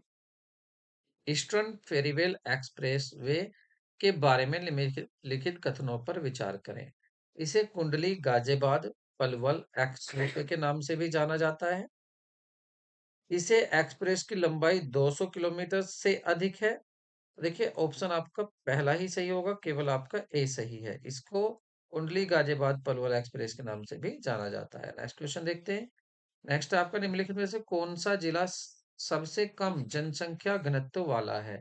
तो सबसे कम जनसंख्या जो घनत्व है वो सिरसा की है। नेक्स्ट देखते हैं। हरियाणा राज्य का वृक्ष क्या है? हरियाणा का वृक्ष क्या है? तो वो है आपका पीपल। पीपल हरियाणा का वृक्ष है। देखिए यहाँ हमारा तीसरा पोर्शन पूरा हो गया है, जिसमें आपने जीएस देखा, मैथ्स देखा और आपने रीजनिंग देखा। अब हमें क्या करना है, अपना लैंग्वेज को सोल्व करना है। लैंग्वेज के बाद फिर पेडागोजी पर। तो कह रहे निम्नलिखित में से पार्श्विक वर्ण कौन से हैं? तो जो पार्श्विक वर्ण है वो है आपका ले। नेक्स्ट देखते हैं। किस विकल्प में दो उपसर्ग का योग नहीं हुआ है? दो उपसर्ग किसमें नहीं है? तो दो उपसर्ग आपके व्युत्पत्ति, व्याधि, व्यापदी आपका विनासिक में नहीं है। नेक्स्ट देखते हैं।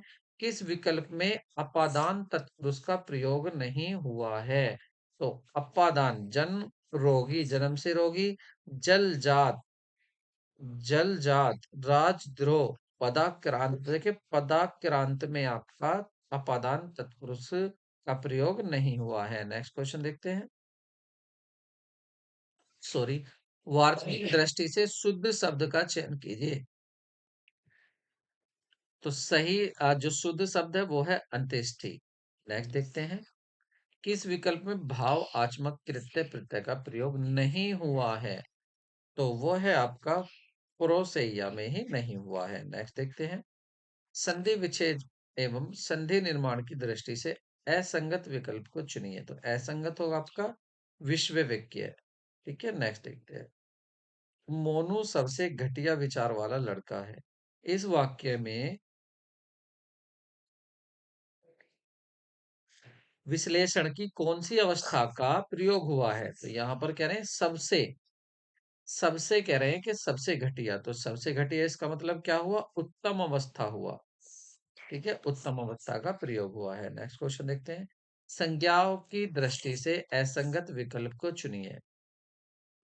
व्यक्तिवाचक संज्ञा सदैव एक वचन में प्रयुक्त होती है। व्यक्तिवाचक कौवा, गाय, कौवा एक व्यक्ति में होती है। व्यक्तिवाचक संज्ञाएं अनंत होती हैं। ठीक है, पूछ रहे हैं असंगत को बताना है। सही चल रहे हैं अभी तक। इस ईर्ष्या, रोग, जन्म, मृत्यु आदि यौगिक भावना आत्मक संख्याएं हैं। भावात्मक, यौगिक भावनात्मक, ये गलत कहा गया है। ठीक है, व्यक्तिवाचक भाववाचक संख्याओं का जातिवाचक संख्या में रूपांतरित किया जा सकता है, किया जा सकता है। तो आपका सी गलत होगा। नेक्स्ट क्वेश्चन देखते हैं। लिंग विचार की दृष्टि से असंगत कथन को छांटिए। फौज, भीड़, सरकार स्त्रीलिंग पद है, बिल्कुल। लिंग विकारक तत्वों की श्रेणी में आता है, ठीक। संज्ञा, सर्वनाम और विश्लेषणवाचक सभी शब्दों में लिंग की दृष्टि से विकार होता है। सभी में विकार नहीं होता, ये गलत है। विशेषणवाचक में नहीं होता है। ऑप्शन आपका डी गलत होगा। नेक्स्ट क्वेश्चन देखते हैं। आज का अधिकतम तापमान 35 डिग्री सेल्सियस रहा। इस वाक्य में प्रयुक्त विश्लेषण का भेद इंगित कीजिए। निश्चित वाचक, अनिश्चित वाचक, निश्चित परिणाम वाचक या पूर्णांक बोधक। तो ये है आपका निश्चित परिणाम वाचक। निश्चित परिणाम है 35 डिग्री। ये नहीं कहा कि बहुत सारा, 35 बताया हुआ है, कम या ज्यादा या कुछ नहीं कहा, बताया है 35। नेक्स्ट देखते हैं। वार्तनिक दृष्टि से अशुद्ध शब्द का चयन करें। अशुद्ध होगा आपका सरलता पूर्वक। नेक्स्ट देखते हैं। इनमें से कौन सा भावात्मक, भावनावाचक संज्ञा का निर्माण विशेषण शब्द से नहीं हुआ है? अपनापन। सही ऑप्शन होगा आपका अपनापन। नेक्स्ट। क्रिया के संबंध में असंगत कथन आपको चुनना है। गौण कर्म के साथ सदैव को चिन्ह जुड़ा होता है तथा क्रिया से अपेक्षाकृत दूर रहता है। यदि वाक्य में दो क्रम हो तो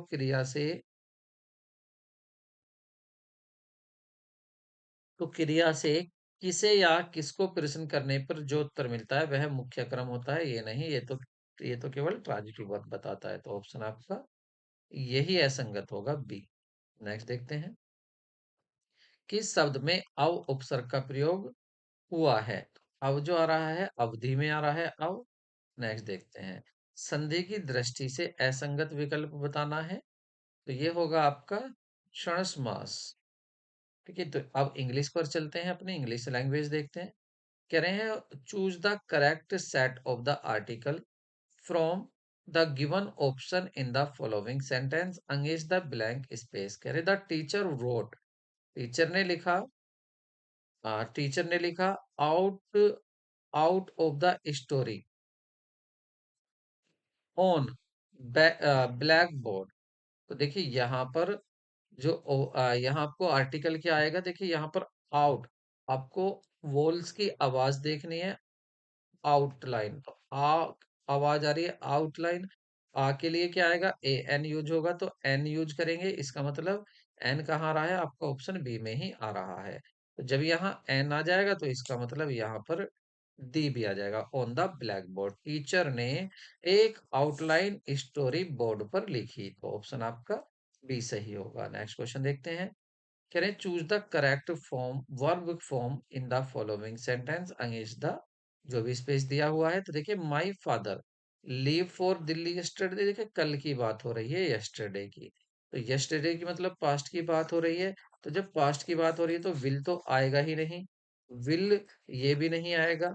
ठीक है, दो तो ऑप्शन कट गए। इसमें है अब बात आती है यस्टरडे, तो यस्टरडे में आपका या तो आईएनजी वाला होना चाहिए, ठीक है, आईएनजी वाला आपको कुछ नहीं दिया हुआ है, तो देखिए अगर इसमें आप मीनिंग निकालेंगे तो यहाँ पर माई फादर फॉर दिल्ली, तो देखिए यस्टरडे की अगर यहाँ बात करें, तो देखिए जब यस्टरडे की बात हुई है तो आप पास्ट का देखिए, पास्ट इंडेफिनिट में सेकंड फॉर्म होती है, फिर आईएनजी होती है, आईएनजी वाला कोई नहीं दिया हुआ है यहाँ पर।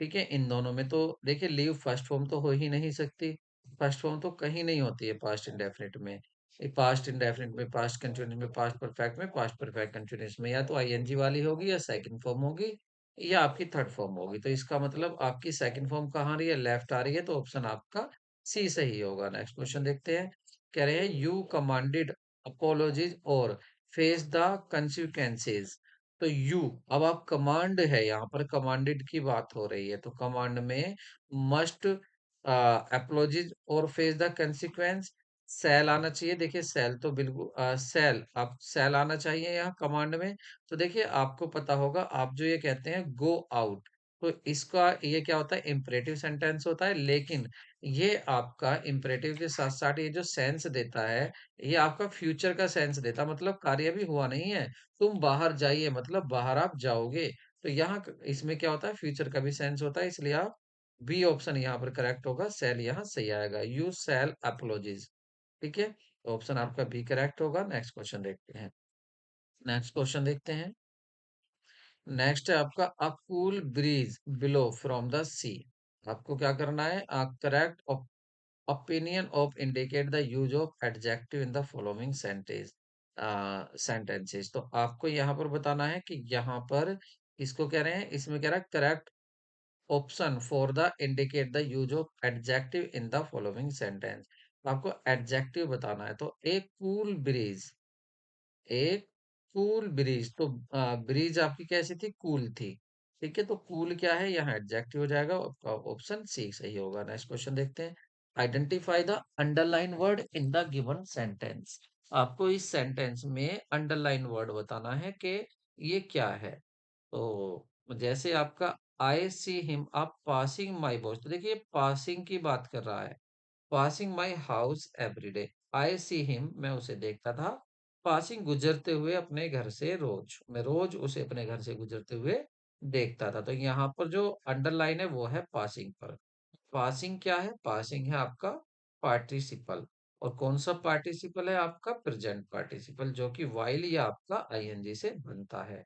नेक्स्ट देखते हैं, identify the compound word from the option, आपको कंपाउंड वर्ड देखना है, डेवलपमेंट, न्यूज़पेपर, तो देखिए कंपाउंड वर्ड होता है जिसमें दो वर्डों से बनकर जुड़ा हो। तो देखिए यहाँ न्यूज अलग होती है और आपका पेपर दोनों अलग होता है, ठीक है। बाकी यहाँ पावर और फुल अलग होता है, ये हुड और चाइल्ड। तो यहाँ पर आपका क्या होगा, न्यूज पेपर आपका कंपाउंड वर्ड होगा, कंपाउंड वर्ड होगा आपका न्यूज पेपर। नेक्स्ट देखते हैं, fill in the blank correct preposition. Do you usually go out in Saturday evening या at Saturday evening में on Saturday evening? देखिए on Saturday evening, क्या आप अक्सर बाहर जाते हैं सैटरडे इवनिंग को? तो ऑप्शन आपका सी सही होगा। नेक्स्ट देखते हैं, which of the following sentence is the option given below illustrated to use of the intransitive verb. Intransitive verb कौन सी होती है? जिसका कोई ऑब्जेक्ट नहीं होता है, जैसे आना, जाना, सोना, ठीक है। ये सब क्या है? इंट्रांजिटिव वर्ब होती है। तो यहाँ पर देखते हैं, fire Burns, fire Burns, fire जलती है, आग जलती है, लेकिन इसका इफेक्ट किस पे पड़ता है? आग किसे जलाती है? कुछ नहीं कहा गया, ठीक है। तो इसका मतलब इंट्रांजिटिव वर्ब यही होगी। The principal hosted the flag on the Independence Day. Principal किसको होस्टेड करते हैं? फ्लैग को। तो इसमें तो ऑब्जेक्टिव है। सी इज रीडिंग न्यूज़पेपर, वह न्यूज़पेपर पढ़ रही है। वह क्या पढ़ रही है? न्यूज़पेपर। तो यहाँ भी ऑब्जेक्टिव है। Our team won the match, हमारी टीम मैच जीत गई। हमारी मैच टीम क्या जीती? मैच जीती। ऑब्जेक्टिव बस एक में ही नहीं है, और जिस सेंटेंस में जिस वर्ब का ऑब्जेक्टिव नहीं होता वह वर्ब इंट्रांजिटिव वर्ब कहलाती है, मतलब अकर्मक क्रिया। तो ऑप्शन आपका ए सही होगा। नेक्स्ट क्वेश्चन देखते हैं, which one of the following word is not noun? कौन सा नाउन नहीं है वो आपको बताना है। देखिए एडवाइज, एडवाइज आपका नाउन होता है, ठीक है। सलाह, राइज, राइस, चावल भी आपका क्या है? नाउन होता है। देखिए जितने भी नेमिंग वर्ड्स होते हैं इस दुनिया में वो सभी क्या होते हैं? नाउन होते हैं। डिवाइस की बात करें, डिवाइस भी क्या होता है? नाउन होता है। नाइस नाउन नहीं होता, नाइस क्या होता है? एडजेक्टिव होता है। एडजेक्टिव क्या होता है? वह वर्ड होता है जो किसी नाउन और प्रोनाउन की विशेषता बताता है, जैसे कि आप कैसे हैं? आप नाइस है। आप बहुत अच्छे हैं क्योंकि आप अच्छे से तैयारी कर रहे हैं, इसलिए आप नाइस पर्सन हैं। आप कैसे पर्सन है? Nice person. तो ये क्या है? एडजेक्टिव। तो नाइस एडजेक्टिव है, जबकि यहाँ ये नाउन के पूछ रहा था कि बताइए नाउन कौन सा नहीं है, तो आपका डी ऑप्शन सही होगा। नाइस आपका एडजेक्टिव होगा। Choose the word which is spelled correctly, जिसकी सही स्पेलिंग है। देखिए बिगिनिंग, बिगिनिंग यहाँ गलत लिखा हुआ है, बिगिनिंग यहाँ भी गलत लिखा हुआ है, बिग यहाँ सही है, सी आपका सही ऑप्शन होगा। नेक्स्ट क्वेश्चन देखते हैं, which of the option given below is correct passive from the following sentences? आपको बताना है कौन सा जो सेंटेंस आपको दिया हुआ है, आपको आपको बताना है, सॉरी, कि कौन सा पैसिव करेक्ट होगा। पहले एक्टिव देख लेते हैं। देखिए यहाँ कह रहा, the Bhagavad Gita present presents a balance philosophy of life. Bhagavad Gita जो है क्या करती है? वो प्रेजेंट करती है एक बैलेंस फिलोसफी, लाइफ की एक बैलेंस फिलोसफी। तो देखिए मैंने इनको इनसर्कल भी कर दिया है। ये है आपका ऑब्जेक्टिव, ये है आपका यहाँ पर क्या है? ये है आपकी वर्ब, और ये है आपका भगवत गीता, ये है आपका सब्जेक्ट, ठीक है। ये मैंने इसको तीन जगह बांट दिया है, सब्जेक्ट, वर्ब, ऑब्जेक्टिव। अब आपको दिखाई दे रहा है यहाँ पर, देखिए यहाँ पर प्रेजेंट्स आ रहा है। क्या आ रहा है आपका? प्रेजेंट्स आ रहा है। तो देखिए प्रेजेंट में एस लग गया, इसका मतलब वर्ब की फर्स्ट फॉर्म में एस या एस कहाँ लगते हैं? प्रेजेंट इंडेफिनिट में। और आपको अच्छी तरह से पता है कि अगर आप प्रेजेंट इंडेफिनिट की पैसिव बनाएंगे तो हेल्पिंग वर्ब क्या लिखेंगे आप? इज एम आर लिखेंगे, इज एम आर लिखेंगे और वर्ब की थर्ड फॉर्म लिखेंगे। तो चलो देख लेते हैं कौन से हमारे में ये तीनों दोनों बातें सही आ रही हैं। तो पहला देखिए, एक balance, a balance philosophy of the life is presented by Bhagavad Gita. देखिए इज तो आ रहा है, ठीक है। प्रेजेंट की भी क्या हो गया है? प्रेजेंटेड थर्ड फॉर्म हो गई, यहाँ भी सही आ रहा है। और सब्जेक्ट का जो था भागवत गीता, उसको ऑब्जेक्ट बना दिया, और जो ऑब्जेक्ट था उसका सब्जेक्ट बना दिया। देखिए सारी चीजें हमारी फर्स्ट में ही कंप्लीट हो रही हैं, पहला ही सही हो गया हमारा। आगे देखे तो यहाँ हैज आ रहा है, हैज तो नहीं आएगा, वो तो हैज तो आएगा ही नहीं, खैर हैज बीन हो सकता था, हैज बीन आ रहा है तो हैज बीन नहीं आएगा, हैज भी नहीं आएगा, और यहाँ वो जा रहा है, पास्ट की तो बात है नहीं, तो ऑप्शन आपका ए करेक्ट होगा। नेक्स्ट क्वेश्चन देखते हैं। Reading sorry reading improves your knowledge। Reading improves your knowledge। क्या करती है रीडिंग? रीडिंग से आपकी नॉलेज इंप्रूव होती है। तो कह रहे हैं कि आपको बताना है, identify the gerund in the above sentence from the option given. आपको देखिए बताना है कि कौन सा इसमें जिरंड होगा। ठीक है, तो देखिए जिरंड जो होता है वर्ब की फर्स्ट फॉर्म में यदि हम आईएनजी लगा देते हैं तो वो बन जाता है हमारा जिरंड। तो यहाँ पर देखिए इम्प्रूव, आप यहाँ पर क्या है, आप देखेंगे रीड, रीड क्या है आपका, रीड होता है पढ़ना, और इसमें आईएनजी लगा दिया है। ठीक है, तो ये जिरंड का काम कर रहा है, तो ऑप्शन आपका क्या सही होगा, रीडिंग आपका सही होगा। नेक्स्ट क्वेश्चन देखते हैं। Select the correct option from the following that correctly transform the following sentence from the direct speech to indirect speech।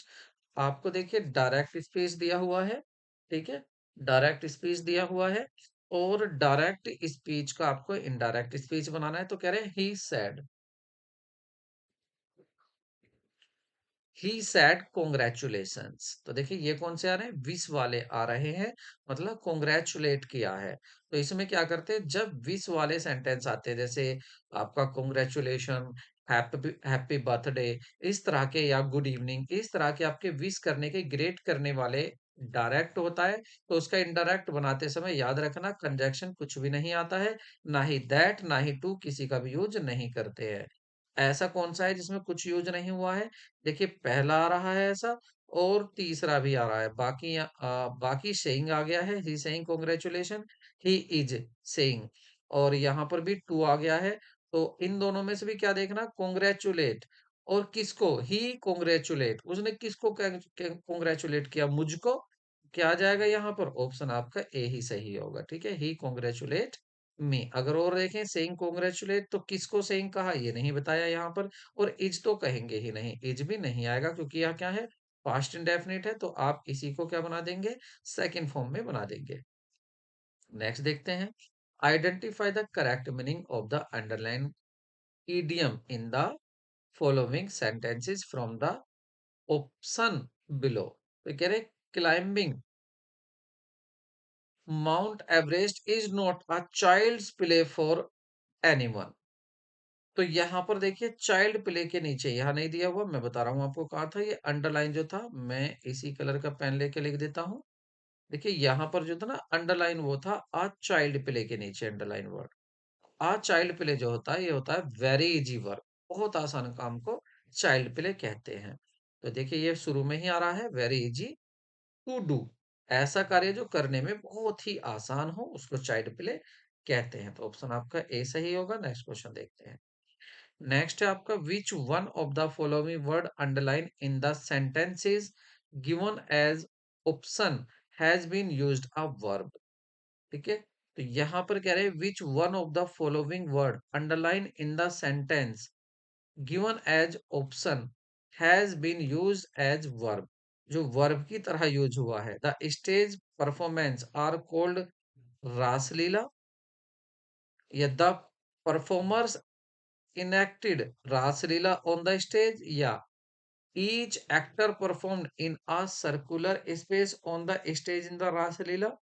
देखिए ये सही होगा, each actor performed in a circular space on the stage रासलीला। तो ये बिल्कुल correct आ रहा है, आपका ऑप्शन सी सही होगा। तो यहाँ पर आपने क्या कर लिया है, आपने हिंदी, इंग्लिश, जीएस, मैथ और रीजनिंग सब कर लिया है। अब चलते हैं आपके पेडागोजी की तरफ।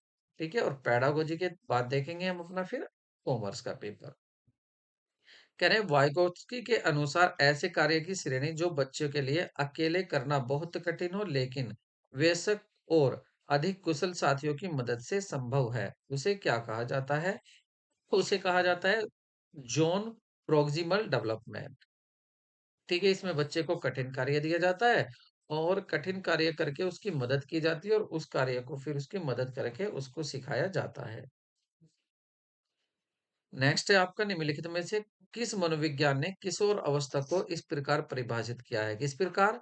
कह रहे हैं कि किशोर अवस्था वर्षों की वह अवस्था है जिसके दौरान लड़के और लड़कियां मानसिक, भावनात्मक, सामाजिक और शारीरिक रूप से बचपन से वयस्कता की ओर बढ़ते हैं। तो ये कहा था आपके एटी जारसील ने कहा था। नेक्स्ट क्वेश्चन देखते हैं। शिक्षार्थी केंद्रित अनुदेशनात्मक रणनीति जिसमें छात्र को प्रश्नों और निर्देशों के माध्यम से शिक्षक की सहायता से अपनी समझ बनाने के लिए प्रोत्साहित किया जाता है, वो होता है आपका निर्देशित जोखिमपूर्ण अधिगम। नेक्स्ट देखते हैं। भूतकाल में सीखी गई बातों के माध्यम से वर्तमान में सीखने की सकारात्मक सुविधा, ये किसका उदाहरण? जैसे एक उदाहरण है कि जोड़ गुणा करने में मदद करता है, गुणा करने में जोड़ में मदद करता है। ठीक है, डबल जो गुणा होती है तो इसको क्या कहेंगे? बाइलेटरल, मतलब द्विपक्षीय कहेंगे। सीखना क्या कहेंगे इसको? हस्तांतरण, ये कहेंगे द्विपक्षीय हस्तांतरण। नेक्स्ट क्वेश्चन देखते हैं। निम्नलिखित में से कौन सा कथन समावेश शब्द को सबसे उपयुक्त रूप से परिभाषित करता है? तो देखो समावेश क्या है, मतलब जो विशेष बच्चे हैं उनको भी सामान्य क्लासेस में ही पढ़ाना। तो कह रहे विशेष विद्यालय में विशेष आवश्यकता वाले नहीं, विशेष वाले विशेष नहीं, कह रहे विद्यालय की विशेष कक्षाओं में विशेष आवश्यकता वाले बच्चों को शिक्षित करना। हाँ, विद्यालयों में जो विशेष कक्षाएं हैं, ये भी तो तो देखिए यहाँ पर जो है गलत है, ये नहीं। देखिए मैंने जैसा बताया आपको, अभी क्या बताया था मैंने आपसे? बताया कि जो विशेष बच्चे होते हैं, विशेष बच्चों को सामान्य जो क्लास होती हैं उन्हीं में ही पढ़ाना है। अगर कोई विकलांग बच्चा है तो उसको जो सामान्य बच्चों की कक्षा है उसमें ही पढ़ाना है, उसको बोलते हैं समावेशी शिक्षा। तो यहाँ पर देखिए आप ऑप्शन आपका डी सही आ रहा है। नियमित कक्षा जो होती है उसमें विशेष आवश्यकता वाले बच्चों को भी पढ़ाना, ठीक है, तो शिक्षित करना। ठीक है, तो ऑप्शन क्या होगा सही यहाँ पर? डी होगा। और देखिए एक एक गलत और हो गया है, इसको भी देख लेते हैं। क्वेश्चन है हमारा ये, क्वेश्चन देखिए यहाँ पर एक और देखना है।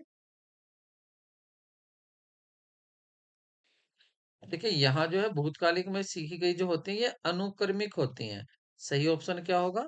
अनुक्रमिक होगा, ये आपका द्विपक्षीय नहीं होगा, क्योंकि एक अनुक्रम में सीख रहे हैं आप, तो इसको लेटरल बोलेंगे इसको। ठीक है, सॉरी, इसको बोलेंगे आप सिक्वेंशियल। आप एक सीक्वेंस में सीख रहे हैं। जो आपने पास्ट में बातें सीखी थी उनको आप किस में प्रेजेंट में भी यूज करें, तो इसका भी ऑप्शन करेक्ट क्या होगा? करेक्ट ऑप्शन इसका बी होगा, ये भी आपको याद रखना है। पहले ये मैंने क्या बता दिए थे, बाय मिस्टेक आपका आंसर दूसरा हो गया था। ठीक है, नेक्स्ट क्वेश्चन देख लेते हैं। तो नेक्स्ट होगा आपका, नेक्स्ट होगा निम्नलिखित में से कौन सा कार्यक्रम प्रतिभाशाली बच्चों के लिए उपयुक्त? निम्नलिखित में से कौन सा कार्यक्रम प्रतिभाशाली बच्चों के लिए उपयुक्त नहीं है? प्रतिभाशालियों के लिए उपयुक्त नहीं है। विशेष कक्षाएं होनी चाहिए उनके लिए, क्योंकि वो तो क्या है, प्रतिभाशाली बच्चे हैं, उनकी तो विशेष कक्षाएं होनी चाहिए। विशेष कार्य होना चाहिए उनके लिए। तो उपचारात्मक शिक्षण, उन्हें जरूरत ही नहीं है उपचारात्मक की, क्योंकि वो तो विशेष तरह के हैं। ठीक है, तो ऑप्शन आपका बी ही सही होगा। नेक्स्ट देखते हैं। पियाजे के अनुसार किशोरों में वास्तविक दुनिया की वास्तविक दुनिया की किशोरों की वास्तविक दुनिया की परिस्थितियों को हवाला दिए बिना मौखिक कथन के तर्क का मूल्यांकन करने की क्षमता प्रस्तावना संबंधी विचार होती है। नेक्स्ट क्वेश्चन देखते हैं। पारुल की बुद्धि लब्धि परीक्षण से पता चलता है कि वह औसत से लेकर औसत से ऊपर की बुद्धिमान है। वह औसत से ऊपर की बुद्धिमान है, हालांकि पढ़ने, वर्तने, समाज विज्ञान और विज्ञान में उसके ग्रेड बहुत कम है। उसके गणित में ग्रेड, मतलब नंबर उसके काफी अच्छे हैं। तो लेखन कौशल पर्याप्त नहीं है। पारुल में सबसे अधिक संभावना किसकी है? डिसकैलकुलिया की। तो डिसकैलकुलिया तो मैथ्स होता है, मैथ्स से रिलेटेड होता है, तो मैथ्स में तो वो बहुत अच्छी है, ये तो दोष नहीं होगा। डिसग्राफिया लिखने की, तो यहाँ पर वर्तनी की बात आ रही है। पढ़ने की बात आ रही है, तो पढ़ने में तो फिर आपका डिसकैलकुलिया नहीं आएगा, डिसग्राफिया नहीं आएगा, ये तो लिखने से संबंधित होता है। यहाँ पढ़ने की कह रहे हैं। डिसलैकिया, तो डिसलैकिया कहेंगे, डिसलैकिया आपका पढ़ने से संबंधित हो जाता है। तो आपका ऑप्शन क्या हो जाएगा, सी सही होगा। नेक्स्ट, और यहाँ पर मैं आपको एक बात और बताता चलूं, देखिए ये जो दोष दिए हुए हैं ये तो जरूरी है आप अच्छे से लर्न कर लें, क्योंकि यहाँ पर ये पठन दोष और लिखन दोष, ये लिखने के दोष, पढ़ने के दोष, ये सारे बहुत इंपॉर्टेंट होते हैं। यहाँ से एक क्वेश्चन हर बार जरूर पूछा जाता है। नेक्स्ट देखते हैं। गार्डनर के अनुसार दूसरों के मूड, स्वभाव, प्रेरणा और इरादों को पहचानने और उचित तरीके से प्रतिक्रिया देने की क्षमता को क्या कहा जाता है? तो इसी तो कहा जाता है पारस्परिक बुद्धि। ये किसकी बात करें? पारस्परिक बुद्धि की बात कर रहे हैं। नेक्स्ट क्वेश्चन देखते हैं। स्कूल का लोकतांत्रिक संगठन सीखने को प्रभावित करता है? बिल्कुल करता है। सीखने का यह कारक निम्न में से संबंधित है। किससे संबंधित है? तो यह संबंधित है सामाजिक पहलू से। ठीक है, नेक्स्ट क्वेश्चन। क्योंकि हर समाज से, समाज में हर समाज का, हर धर्म, हर जाति का बच्चा स्कूल में मिलता है। नेक्स्ट क्वेश्चन देखते हैं। निम्नलिखित में से किस प्रकार की शिक्षण शैली का उपयोग तब किया जाता है जब छात्र शिक्षण सामग्री को इस तरह से समझते हैं कि उन्हें सामग्री का अर्थ समझने में मदद मिलेगी? तो इसको कहते हैं गहन शैली। नेक्स्ट देखते हैं। सांस्कृतिक पूर्वाग्रह से बचने के लिए निम्नलिखित में से कौन सी एक अच्छी मूल्यांकन रणनीति है? तो सबसे अच्छी मूल्यांकन रणनीति क्या होगी? विभिन्न तरीकों का उपयोग करके छात्रों का मूल्यांकन करना, पहला ही सही है। विभिन्न तरीकों से, विभिन्न तरीकों को उपयोग करना है बच्चों का मूल्यांकन करने के लिए। नेक्स्ट देखते हैं।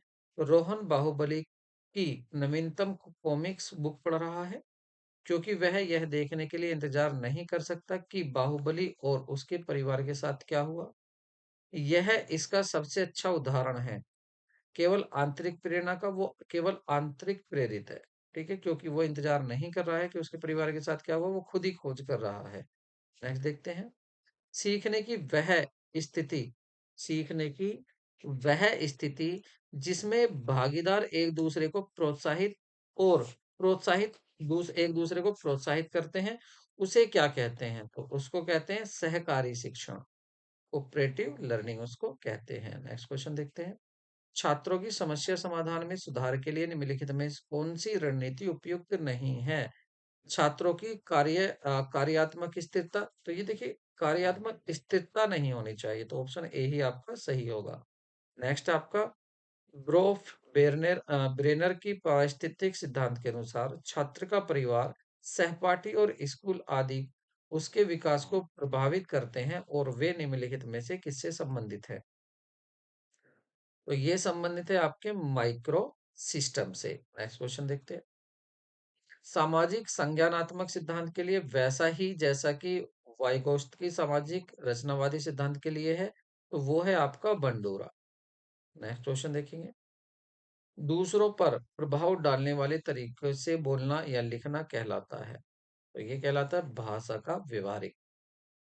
नेक्स्ट क्वेश्चन देखते हैं। कोलबर्ग के सिद्धांत में किस स्तर का नैतिक विकास आंतरिक होता है और बाहरी मानकों पर आधारित नहीं होता है? तो ये होगा आपका उत्तर परंपरागत स्तर। नेक्स्ट देखते हैं। पियाजे के अनुसार निम्नलिखित में से कौन सी विशेषता बच्चों के औपचारिक परिचालन चरण से संबंधित नहीं है? परिकल्पना, निगात्मक, निगमात निगमात्मक तर्क, आशा, आदर्शवादी तर्क, स्थानिक तर्क, मूर्त तर्क। सही होगा आपका स्थानिक तर्क। नहीं देखते हैं। भावनाओं की प्रकृति के बारे में निम्नलिखित में से कौन सा कथन सही है? भावनाओं की प्रकृति के बारे में, तो सही होगा आपका ए ही सही है। भावनात्मक अभिव्यक्ति सीखने से संशोधित संशोधित होती है। कम दृष्टि वाले बच्चों को माना जाता है जिनकी दृश्य तीक्ष्णता निम्न में से होनी चाहिए, तो उनकी दृष्टिया कितनी होनी चाहिए? उनकी दृष्टिया होनी चाहिए 20, 70 में से 20 से 200 में से 20 के बीच। नेक्स्ट देखते हैं। एक शिक्षक के लिए सबसे उपयुक्त रणनीति जब वह किशोर छात्रों के साथ काम कर रहा है, तो यह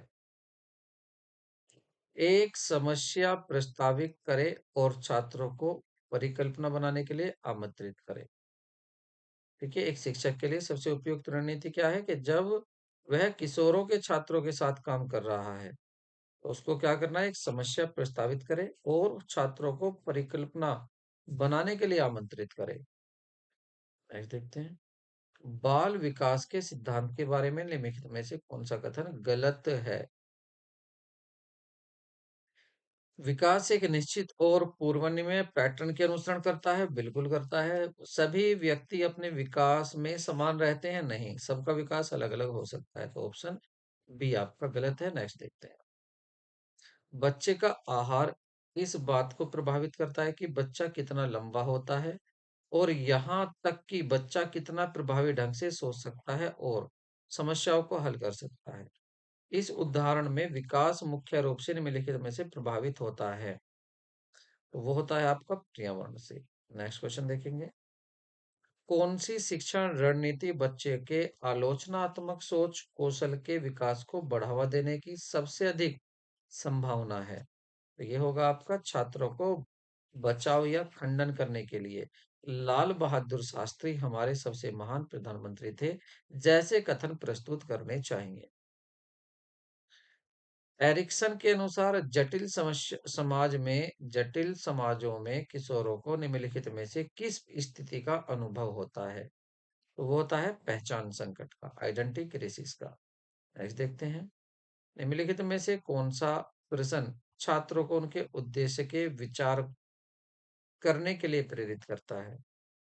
अपने जीवन में सबसे महत्वपूर्ण क्या है? आप अपने जीवन को कैसे व्यवस्थित कर सकते हैं? अच्छे ग्रेड पाने के लिए आप क्या कर सकते हैं? तो ऑप्शन आपका सी सही होगा। नेक्स्ट देखते हैं। बच्चे के लक्षण जब वह किसी कार्य पर ध्यान केंद्रित नहीं कर पाता है, आवेगपूर्ण तरीके से कार्य करता है, सामाजिक नियमों की अनदेखी करता है और निराश होने पर शत्रुता पूर्वक व्यवहार करता है, तो यह निम्न में से किसका संकेत है? सॉरी। ध्यान घाटे की अति सक्रियता विकार, attention deficit hyper activity disorder, तो ऑप्शन आपका ए ही होगा। नेक्स्ट देखते हैं। युवा लोग, खासकर लड़कियां, सख्त डाइटिंग और अत्यधिक व्यायाम में संलग्न रहते हैं। किशोर अवस्था में इसे खाने के विकार को इस प्रकार जाना जाता है, तो इसको जाना जाता है बुलिमिया नर्वसा के रूप में जाना जाता है। ठीक है, तो यहाँ पर हमारा जो है कंप्लीट पोर्शन हो चुका है जनरल पेपर का। अब हम चलते हैं अपने कॉमर्स की तरफ। ठीक है, अपना सब्जेक्ट है, बहुत तेजी से करना है। ठीक है, कॉमर्स के कितने क्वेश्चन आएंगे आपके? कॉमर्स के भी यहाँ पर आ, आपके 150 में से आपके 60 क्वेश्चन कॉमर्स के होंगे। अब हमें 60 क्वेश्चन को सोल्व करना है, तो फर्स्ट क्वेश्चन देखते हैं यहाँ पर। तो फर्स्ट क्वेश्चन आपका, जब MV maturity value of debt or NP net proceed n number of year to the maturity and R annual interest, then cost of debt capital, तो cost of debt before tax will be, तो क्या होगी आपकी डेप्ट capital coast? तो देखिए simple formula ही दिया हुआ है, R माइनस एम वी, नहीं प्लस नहीं होगा यहाँ पर, तो यहाँ पर माइनस दिया हुआ, देखिए ये, तो इसको चेक कर लेते हैं। R plus M V minus N P upon N, और एम देखिए यहाँ माइनस नहीं है, अपोजिट प्लस होता है, तो इसका मतलब ऑप्शन आपका सी सही होगा। सी में आपका करेक्ट दिया हुआ है। नेक्स्ट देखते हैं। किरण निम्नलिखित में से कौन सा समुच्चय राष्ट्रीय आय कहलाता है? नेशनल इनकम किसको कहेंगे? Net domestic product at market price, और net domestic product at market price या net national product at factor cost, तो आपका कहलाता है आपका N N P F C कहलाता है। ये क्वेश्चन आपका कई बार पूछा हुआ है, इसको अच्छे से याद कर लें। ऑप्शन बी होगा। नेक्स्ट देखते हैं। ये सुधार किससे संबंधित है? तो देखिए ये जो संबंधित है आपका चाई स्क्वायर टेस्ट से। नेक्स्ट देखते हैं। निम्नलिखित में से कौन सी प्रबंधकीय भूमिका हेनरी मिंटजबर्ग द्वारा दी गई प्रबंधकीय भूमिकाओं का हिस्सा नहीं है? तो देखिए उसका हिस्सा प्रवक्ता बिल्कुल है, मुखिया होता है, वो भी है, योजनाकर्ता नहीं होता, वार्ताकार होता है, तो ऑप्शन आपका सी सही होगा। नेक्स्ट देखते हैं।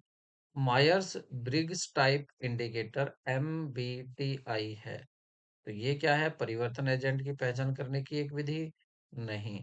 व्यक्तिगत प्रकारों की पहचान करने की विधि, बिल्कुल। तो व्यक्तिगत प्रकारों की ऑप्शन बी आपका करेक्ट होगा। नेक्स्ट देखते हैं, लीप ईयर किस त्रुटि में संबंधित है? क्लेरिकल एरर एरर में क्या होगा? ओमिशन होगा, कमीशन होगा, दोनों होंगे या प्रिंसिपल होगा? देखिए ये दोनों हो सकते हैं। ओमिशन भूल जाना, कमीशन कम ज्यादा लिख देना, ये दोनों ही क्लेरिकल लेवल हो सकते हैं, लेकिन एरर ऑफ प्रिंसिपल ही क्लेरिकल लेवल नहीं होता है। तो ऑप्शन आपका सी सही होगा। नेक्स्ट देखते हैं। नेक्स्ट कहा है आपसे हायरार्की नीड्स थ्योरी और थ्योरी एक्स एंड वाई की थ्योरी, और यहाँ पर इनके देने वाले आए हैं। दूसरा कहा two factor theory, expenditure theory और थ्योरी ऑफ नीड। तो देखिए थ्योरी ऑफ नीड की अगर यहाँ बात करें तो ये तो बिल्कुल आपका ई थ्योरी ऑफ नीड, अगर इसको हम मैच करें, पेन दूसरा ले लेते हैं, अगर हम इसको मैच करें आपका थ्योरी ऑफ नीड, तो थ्योरी ऑफ नीड की अगर यहाँ बात करेंगे तो ये किससे हो जाएगा आपका? मैक कैनाल से हो जाएगा। और यहाँ पर देखें हायरार्की नीड थ्योरी, तो हायरार्की नीड थ्योरी ये किसने दी थी?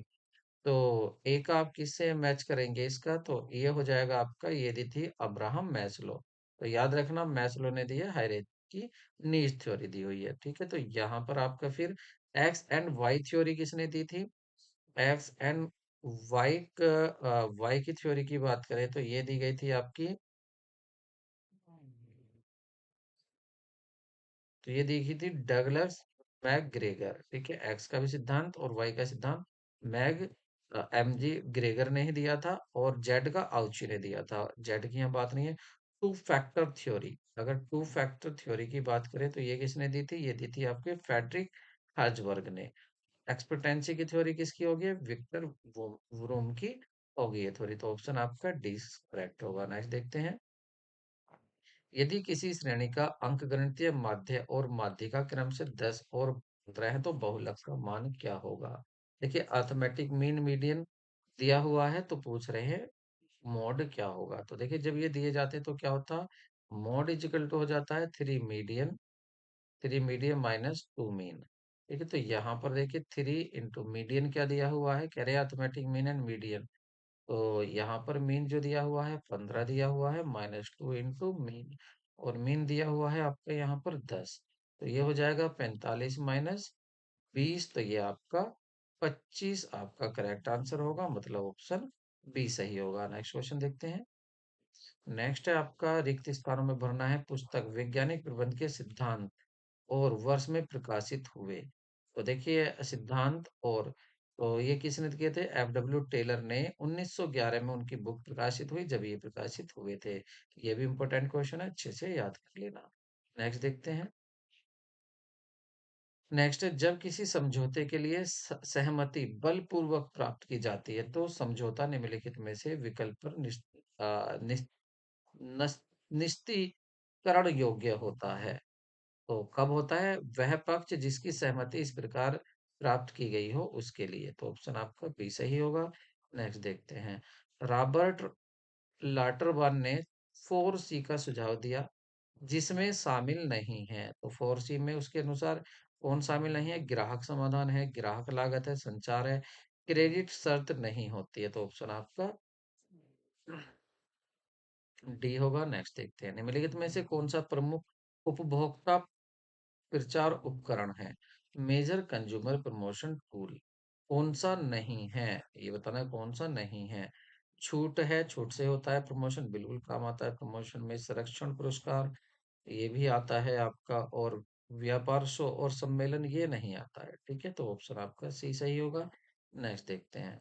पूंजीगत राजस्व व्यय में अंतर के लिए कौन सा कथन सही है? कह रहे हैं आपको बताना है कैपिटल और रेवेन्यू एक्सपेंडिचर में डिफरेंस बताना है। इनमें कौन सा सही पूछ रहे हैं कि ट्रू कौन सा होगा? Capital expenditure are for short short run, where the revenue expenditure are the long run होते हैं। ये तो बात when expenditure different in the revenue true पूछ रहे हैं। तो capital expenditure are the short run, नहीं ये गलत कह दिया। कैपिटल एक्सपेंडिचर जैसे मशीन वगैरह खरीदना वो तो लॉन्ग रन के लिए होते हैं, पहला गलत है। Capital expenditure are defined for the industry whereas the revenue expenditure are, नहीं ऐसा नहीं है, इंडस्ट्री के अनुसार ही बताए जाए। दूसरा, capital expenditure recorded in the book of business where the revenue expenditure need to record the book of business, नहीं ये भी गलत है। Capital expenditure increase earning capacity, ये सही है। अर्निंग कैपेसिटी बढ़ाते हैं जो कैपिटल एक्सपेंडिचर होते हैं, जैसे मशीन है, फर्नीचर है, बिल्डिंग है, ऑफ द बिजनेस। जबकि जो रेवेन्यू एक्सपेंडिचर होते हैं ये इनकर्ड होते हैं मेंटेन करने के लिए अर्निंग कैपेसिटी को। देखिए अर्निंग कैपेसिटी को कौन इंक्रीज करेंगे, कैपिटल एक्सपेंडिचर, और उसको मेंटेन कौन करके रखेंगे, रेवेन्यू एक्सपेंडिचर। तो आपका ऑप्शन डी सही होगा। नेक्स्ट देखते हैं, निम्नलिखित में से कौन सा चेक विनिमय पत्र के बीच अंतर के लिए सही नहीं है। चेक और विनिमय पत्र के लिए सही नहीं है। आ चेक में B crossed but not a bill of exchange. देखिए चेक तो क्रॉस हो सकता है लेकिन बिल नहीं हो सकता, बात सही है। बिल को क्रॉस नहीं कर सकते। A cheque is always draw on the banker while a bill exchange may be draw on one including banker। बिल्कुल वहां पर बैंकर इंक्लूड होता है, किसके ऊपर लिखा जाना है, ये भी बात सही है। A grace of the 3 days is allowed in the case of payment of the time bill of exchange while grace is given in the case of check। देखिए नो ग्रेस इज गिवन। देखिए bill में तो grace period दिए जाते हैं लेकिन check में नहीं दिए जाते, ये भी बात बिल्कुल सही कही गई है। A check is the negotiable in instrument and covered under the provision of negotiable instrument act 1881। देखो ये 1881 ये ही आपका गलत है, बाकी सभी सही थे। नेक्स्ट देखते हैं, as per the Indian Contract Act 1872 a promise is valid offer हो सकता है, कॉन्ट्रैक्ट हो सकता है, एक्सेप्टेड ऑफर हो सकता है, वैलिड एग्रीमेंट हो सकता है। तो ये होगा आपका एक एक्सेप्टेड ऑफर। प्रॉमिस क्या हो सकता है, एक्सेप्टेड ऑर्डर। अगर आपको ऑफर दिया और आपने एक्सेप्ट कर लिया तो वो कहलाएगा आपका प्रॉमिस। ठीक है, नेक्स्ट देखते हैं, due point analysis is not related with. तो ड्यू पॉइंट विश्लेषण किससे संबंधित नहीं होता है, रिटर्न ऑन कैपिटल एम्प्लॉयड से संबंधित होता है, नेट प्रॉफिट मार्जिन से संबंधित होता है, डिविडेंड यील्ड रेशियो से संबंधित नहीं होता है। ऑप्शन आपका सी सही होगा, एसेट टर्नओवर रेशियो से होता है। तो नेक्स्ट देखेंगे, बीमा का अनुबंध, ठीक है, a contract insurance is contract of uberrimae fidei. What is the meaning of अर्बिने फाइड मीन्स। तो ये क्या होता है, इसका मीनिंग होता है एटमोस्ट गुड फेथ। कि देखिए जब बीमा होता है तो इसमें क्या है, एटमोस्ट गुड फेथ। यहाँ पर एटमोस्ट गुड फेथ फेथ होगा, तो इसका मतलब ये होता है कि जब बीमा कराया जाता है तो कोई भी जो जानकारी छुपानी नहीं चाहिए। अगर बीमा कराते समय कोई बीमारी है तो वो बता देनी चाहिए। नेक्स्ट देखते हैं, दीर्घ दीर्घ अवधि परिसंपत्तियों के वास्तविक मूल्य पर कुल पूंजीकरण की अधिकता को क्या कहा जाता है। कह रहे excess of total capitalisation over the real value of long term asset. तो उसको क्या बोलेंगे, over capitalisation, under capitalisation, excess capitalisation या वाटर कैपिटलाइजेशन। तो उसको कहेंगे वाटर्ड कैपिटलाइजेशन, जलयुक्त पूंजी उसको कहेंगे। ठीक है, axis of the total capitalization over the value of long term asset। Next देखते हैं, a bill of 2000 का for old furniture sold to mister Rajesh was enter in the sales book.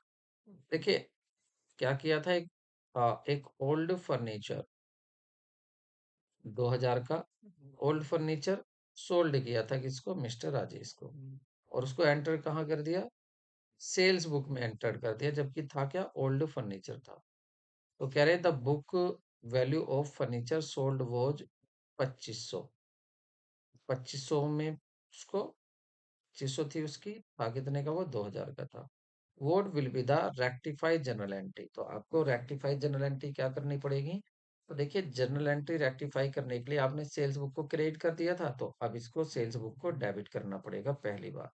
और फर्नीचर आपने क्रेडिट नहीं किया तो फर्नीचर को आपको क्रेडिट करना पड़ेगा। ठीक है, कैश 2500 का तो आप फर्नीचर करेंगे और सेल्स बुक को आप 2500 से डेबिट करेंगे। ठीक है, तो ऑप्शन आपका क्या सही हो जाएगा, आपका ऑप्शन,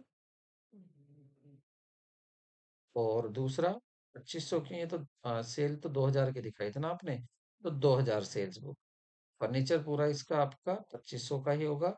तो यहाँ पर जो लॉस हुआ है, loss on sale of furniture, उसको भी आप डेबिट करेंगे।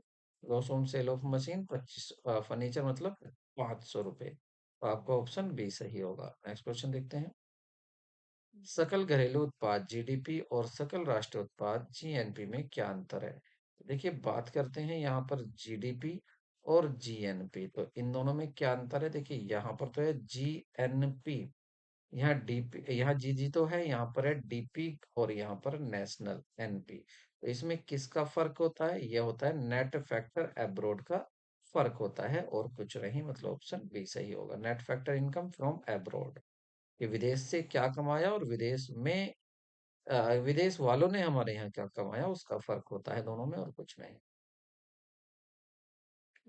वित्तीय अनुपातों का उपयोग करके दिवालियापन की भविष्यवाणी करने के लिए किसने एक मॉडल विकसित किया था? तो वो किया था आपके एडवर्ड ऑलेटमेंट ने। नेक्स्ट देखते हैं। बर्ड इन द हेड तर्क निम्नलिखित में से बीच संबंध का वर्णन करता है?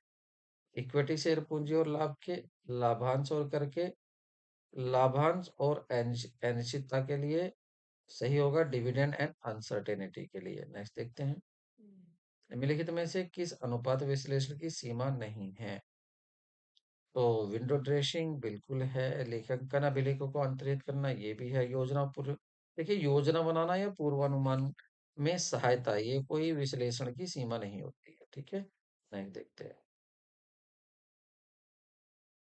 मिलित श्रृंखला का अंगगणितीय माध्य क्या होगा? मतलब अर्थमेटिक मीन बताना है, 1 2 3 4 5, इन पांचों को जोड़ दीजिए, और देखिए 13 और आपके 17 की बात करें तो यहाँ पर ये हो जाएंगे आपके 30 40 40, ये हो गए 40 50, और 50 और 50, और ये हो जाएंगे 50 70 70 और 20 90, तो यह हो जाएंगे आपके 90। 1 2 3 4 5, और 5 से इसको डिवाइड कर दीजिए, तो ये हो जाएगा 18 5 90, मतलब ऑप्शन आपका 90 हो जाएंगे। क्या 100, 5 10 17 और 3 20, 4 5 6 7 8, 80 हो जाएंगे। 80 को आप 5 से डिवाइड करेंगे तो क्या आ जाएगा? 16 5 80, ऑटोमेटिक आ जाएगा आपका ए। नेक्स्ट क्वेश्चन देखते हैं।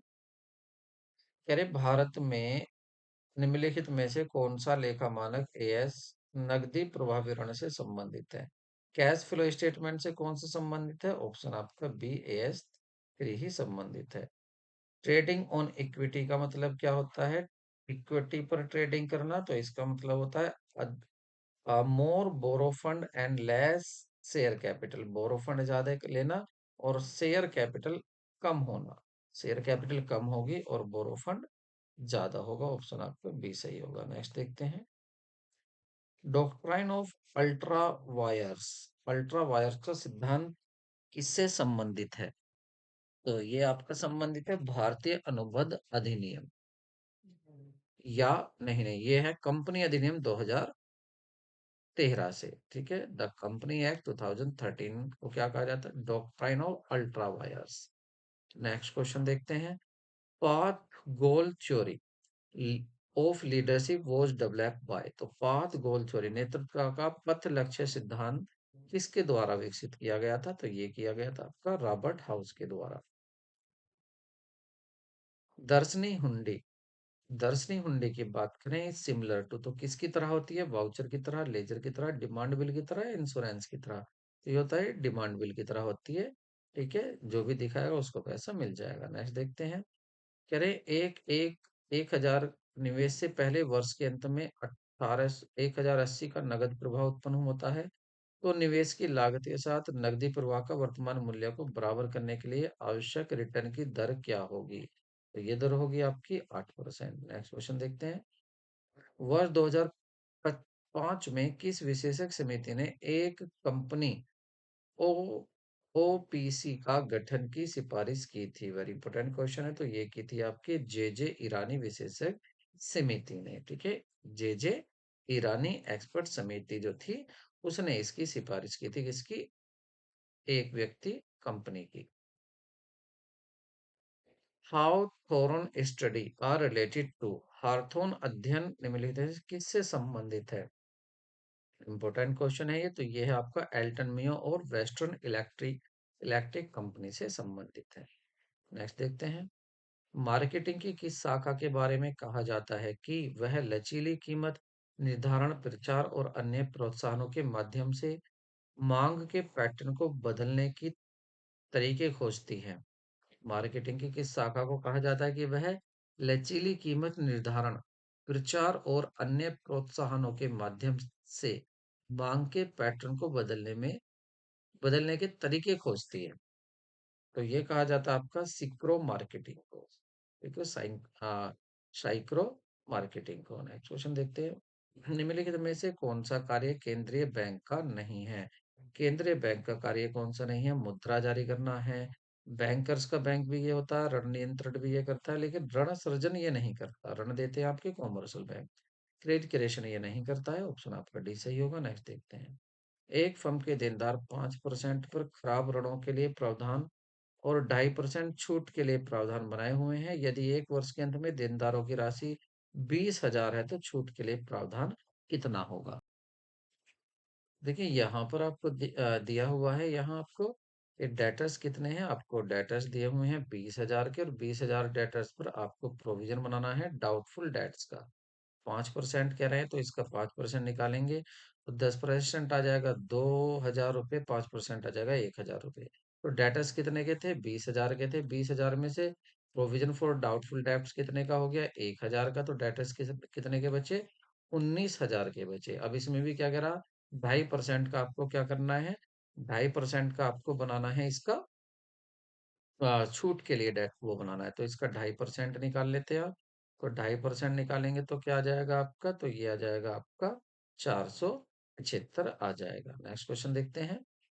J9 सेल्स मैट्रिक्स को क्षैतिज और ऊर्ध्वाधर अक्ष, the horizontal and vertical axis of GE9 cell matrix are. तो ये होता है business unit strength and industry attractiveness. Option आपका डी सही होगा। नेक्स्ट देखते हैं। निम्नलिखित में से कौन सा प्रायिकता वितरण दुर्लभ घटनाओं के व्यवहार का वर्णन करने के लिए उपयोग किया जाता है? पाइंस वितरण, सामान्य वितरण? तो ये पाइंस वितरण ही होता है जो इसके लिए यूज किया जाता है। नेक्स्ट देखते हैं। समान आपूर्ति वक्र के साथ ऊपर की ओर गति इंगित करती है। समान आपूर्ति, upward movement along with the same supply of curve. तो ये क्या बताती है? बताती है एक्सपेंशन ऑफ सप्लाई, आपूर्ति का विस्तार ये बताती है। नेक्स्ट क्वेश्चन देखते हैं। कौन सा औसत ग्राफिकल विधि की सहायता से नहीं निकाला जा सकता? माध्यिका, माध्य, बहुलक या चतुर्थांश? देखिए इसमें आपका जो मीन है इसको आप ग्राफीय माध्यम से नहीं निकाल सकते। मीडियम, मोड और क्वार्टाइल इन सबको निकाल सकते हैं। ठीक है, ऑप्शन बी सही होगा। नेक्स्ट देखते हैं। मांग का नियम निम्नलिखित में से इस मामले में लागू नहीं होता है? मांग का नियम घटिया माल में, गिफिन के माल में, तो गिफिन की वस्तुएं जो होती हैं सस्ती वस्तुएं, जो ज्यादा इनका मूल्य नहीं होता है, यहाँ पर ये इनका महत्व जीवन में ज्यादा नहीं होता है। तो गिफिन की वस्तुओं को और जो मांग का नियम है वो लागू नहीं होता है। नेक्स्ट देखते हैं। Marketing myopia, marketing myopia is given by the Trump. तो ये किसने दी थी? मार्केटिंग मायोपिया जो ट्रम्प है ये किसने दी थी? तो ये दी थी आपके थियोडोर लेविट ने। थियोडोर लेविट ने दी थी। नेक्स्ट देखते हैं। एक कंपनी अधिनियम 2013 के अनुसार कौन सा खंड एसोसिएशन के ज्ञापन का हिस्सा नहीं है? कह रहे मेमोरेंडम ऑफ एसोसिएशन का हिस्सा नहीं है। देखिए मेमोरेंडम ऑफ एसोसिएशन में नेम क्लोज होती है, बिल्कुल होती है, नेवोगेशन क्लोज होती है, ये नहीं होती। लाइबिलिटी क्लोज होती है, कैपिटल क्लोज होती है, लेकिन ये नहीं होती है। ठीक है, नेविएशन क्लोज नहीं होती है। तो ऑप्शन आपका बी सही होगा। नेक्स्ट देखते हैं। व्यवहारिक रूप से निर्धारित रेटिंग स्केल बार्स को इन नाम से भी जाना जाता है। देखिए यहाँ पर बिहेवियरली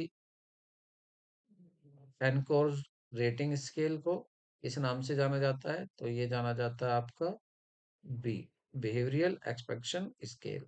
नेक्स्ट क्वेश्चन देखते हैं। कर्मचारी सहायता सहायता कार्यक्रम ईएपी है। EAPs are Employee Assistance Program, a program offered by the organization to help their employee to overcome the personal and health of related problem। पहला ही सही है। ठीक है, एक ऐसा प्रोग्राम संगठन के द्वारा अपने कर्मचारियों को व्यक्तिगत और स्वास्थ्य संबंधी समस्याओं से उबारने में मदद करने के लिए पेश किया जाने वाला कार्यक्रम है ये। पहला ही सही था, नेक्स्ट देखते हैं। इन 9 price quality strategy, which strategy is suitable for high price and low quality?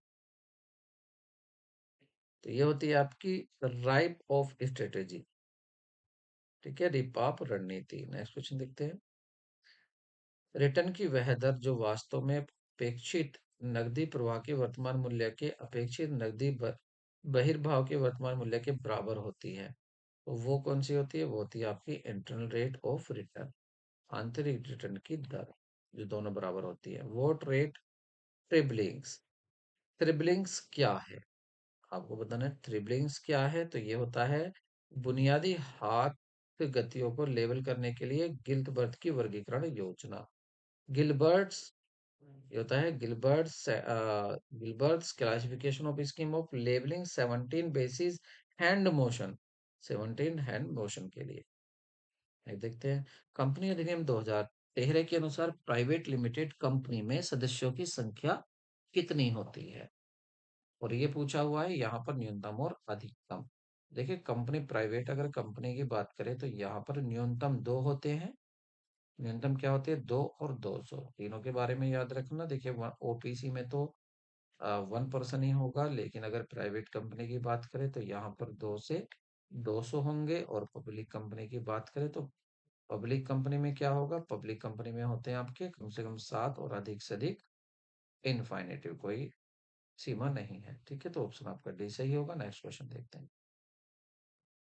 Team विकास चरणों का सही क्रम क्या होगा? What is the correct sequence of stage of team development? तो टीम डेवलपमेंट का सही स्टेज स्टॉर्मिंग नहीं, पहले आएगा। परफॉर्मिंग पहले आएगा नहीं, फॉर्मिंग पहले आएगा। तो ऑप्शन आपका सी सही होगा। Forming, storming, norming, norming, performing और एड एडजोरिंग। तो ऑप्शन आपका सी सही होगा। नेक्स्ट देखते हैं। भारतीय प्रतिभूति में विनिमय बोर्ड सेबी को अपना वैधानिक दर्जा प्राप्त हुआ था, तो ये कब हुआ था आपका? इम्पोर्टेंट क्वेश्चन है। तो ये हुआ था आपका 30 जनवरी 1992 को। नेक्स्ट क्वेश्चन देखते हैं। कौन सी गतिविधि जेनरिक वैल्यू चेन की प्राथमिक गतिविधि में शामिल नहीं है? जेनिक वैल्यू चेन में शामिल कौन सी नहीं है, कौन सी एक्टिविटी?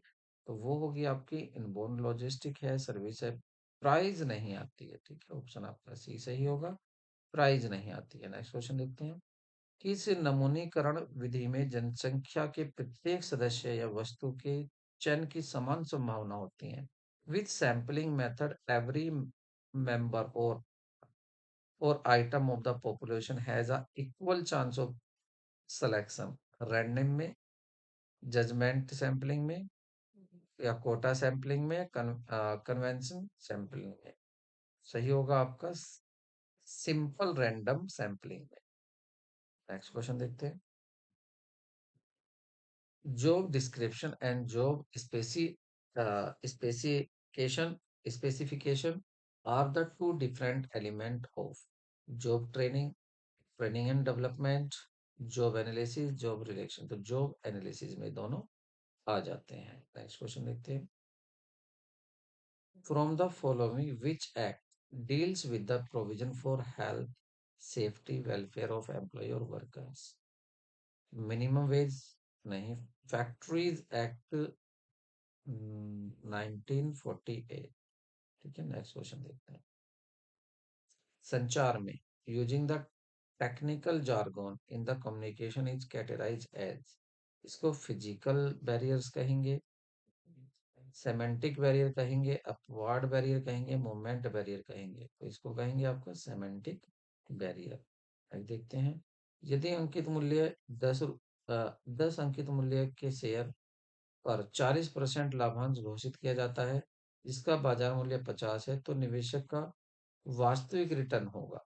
तो निवेशक को कितना परसेंट वास्तविक रिटर्न मिल रहा है? 40% का लाभांश घोषित किया जाता है, जिसका बाजार मूल्य कितना है? 50 रुपए। जिसका बाजार मूल्य 50 रुपए है, तो कितना होगा? तो उसको 8% होगा। ऑप्शन आपका डी सही होगा। नेक्स्ट देखते हैं। एक्स और वाई के बीच काल प्रश्न का सहसंबंध गुणांक क्या होगा? इनके बीच होगा आपका -1। नेक्स्ट देखते हैं। नवीन, सुरेश और तरुण 5-3-2 के अनुपात में लाभ और हानि साझा करने वाले साझेदार हैं। सुरेश फर्म से चला जाता है, उसका हिस्सा नवीन और तरुण 2:1 के अनुपात में अधिकृत किया जाता है, तो नवीन और तरुण का नया लाभ अनुपात साझा करने का अनुपात क्या होगा? ठीक है, तो देखिए इनका पुराना कितना था? जरा नवीन अनुपात साझा करने में सुरेश फर्म से सेवानिवृत्त हो जाता है। सुरेश मतलब बीच वाला चला जाता है। देखिए 5-10 तो ये दोनों ले ही रहे थे पहला, और ये 2-10 ले रहा था। ठीक है, नवीन और तरुण।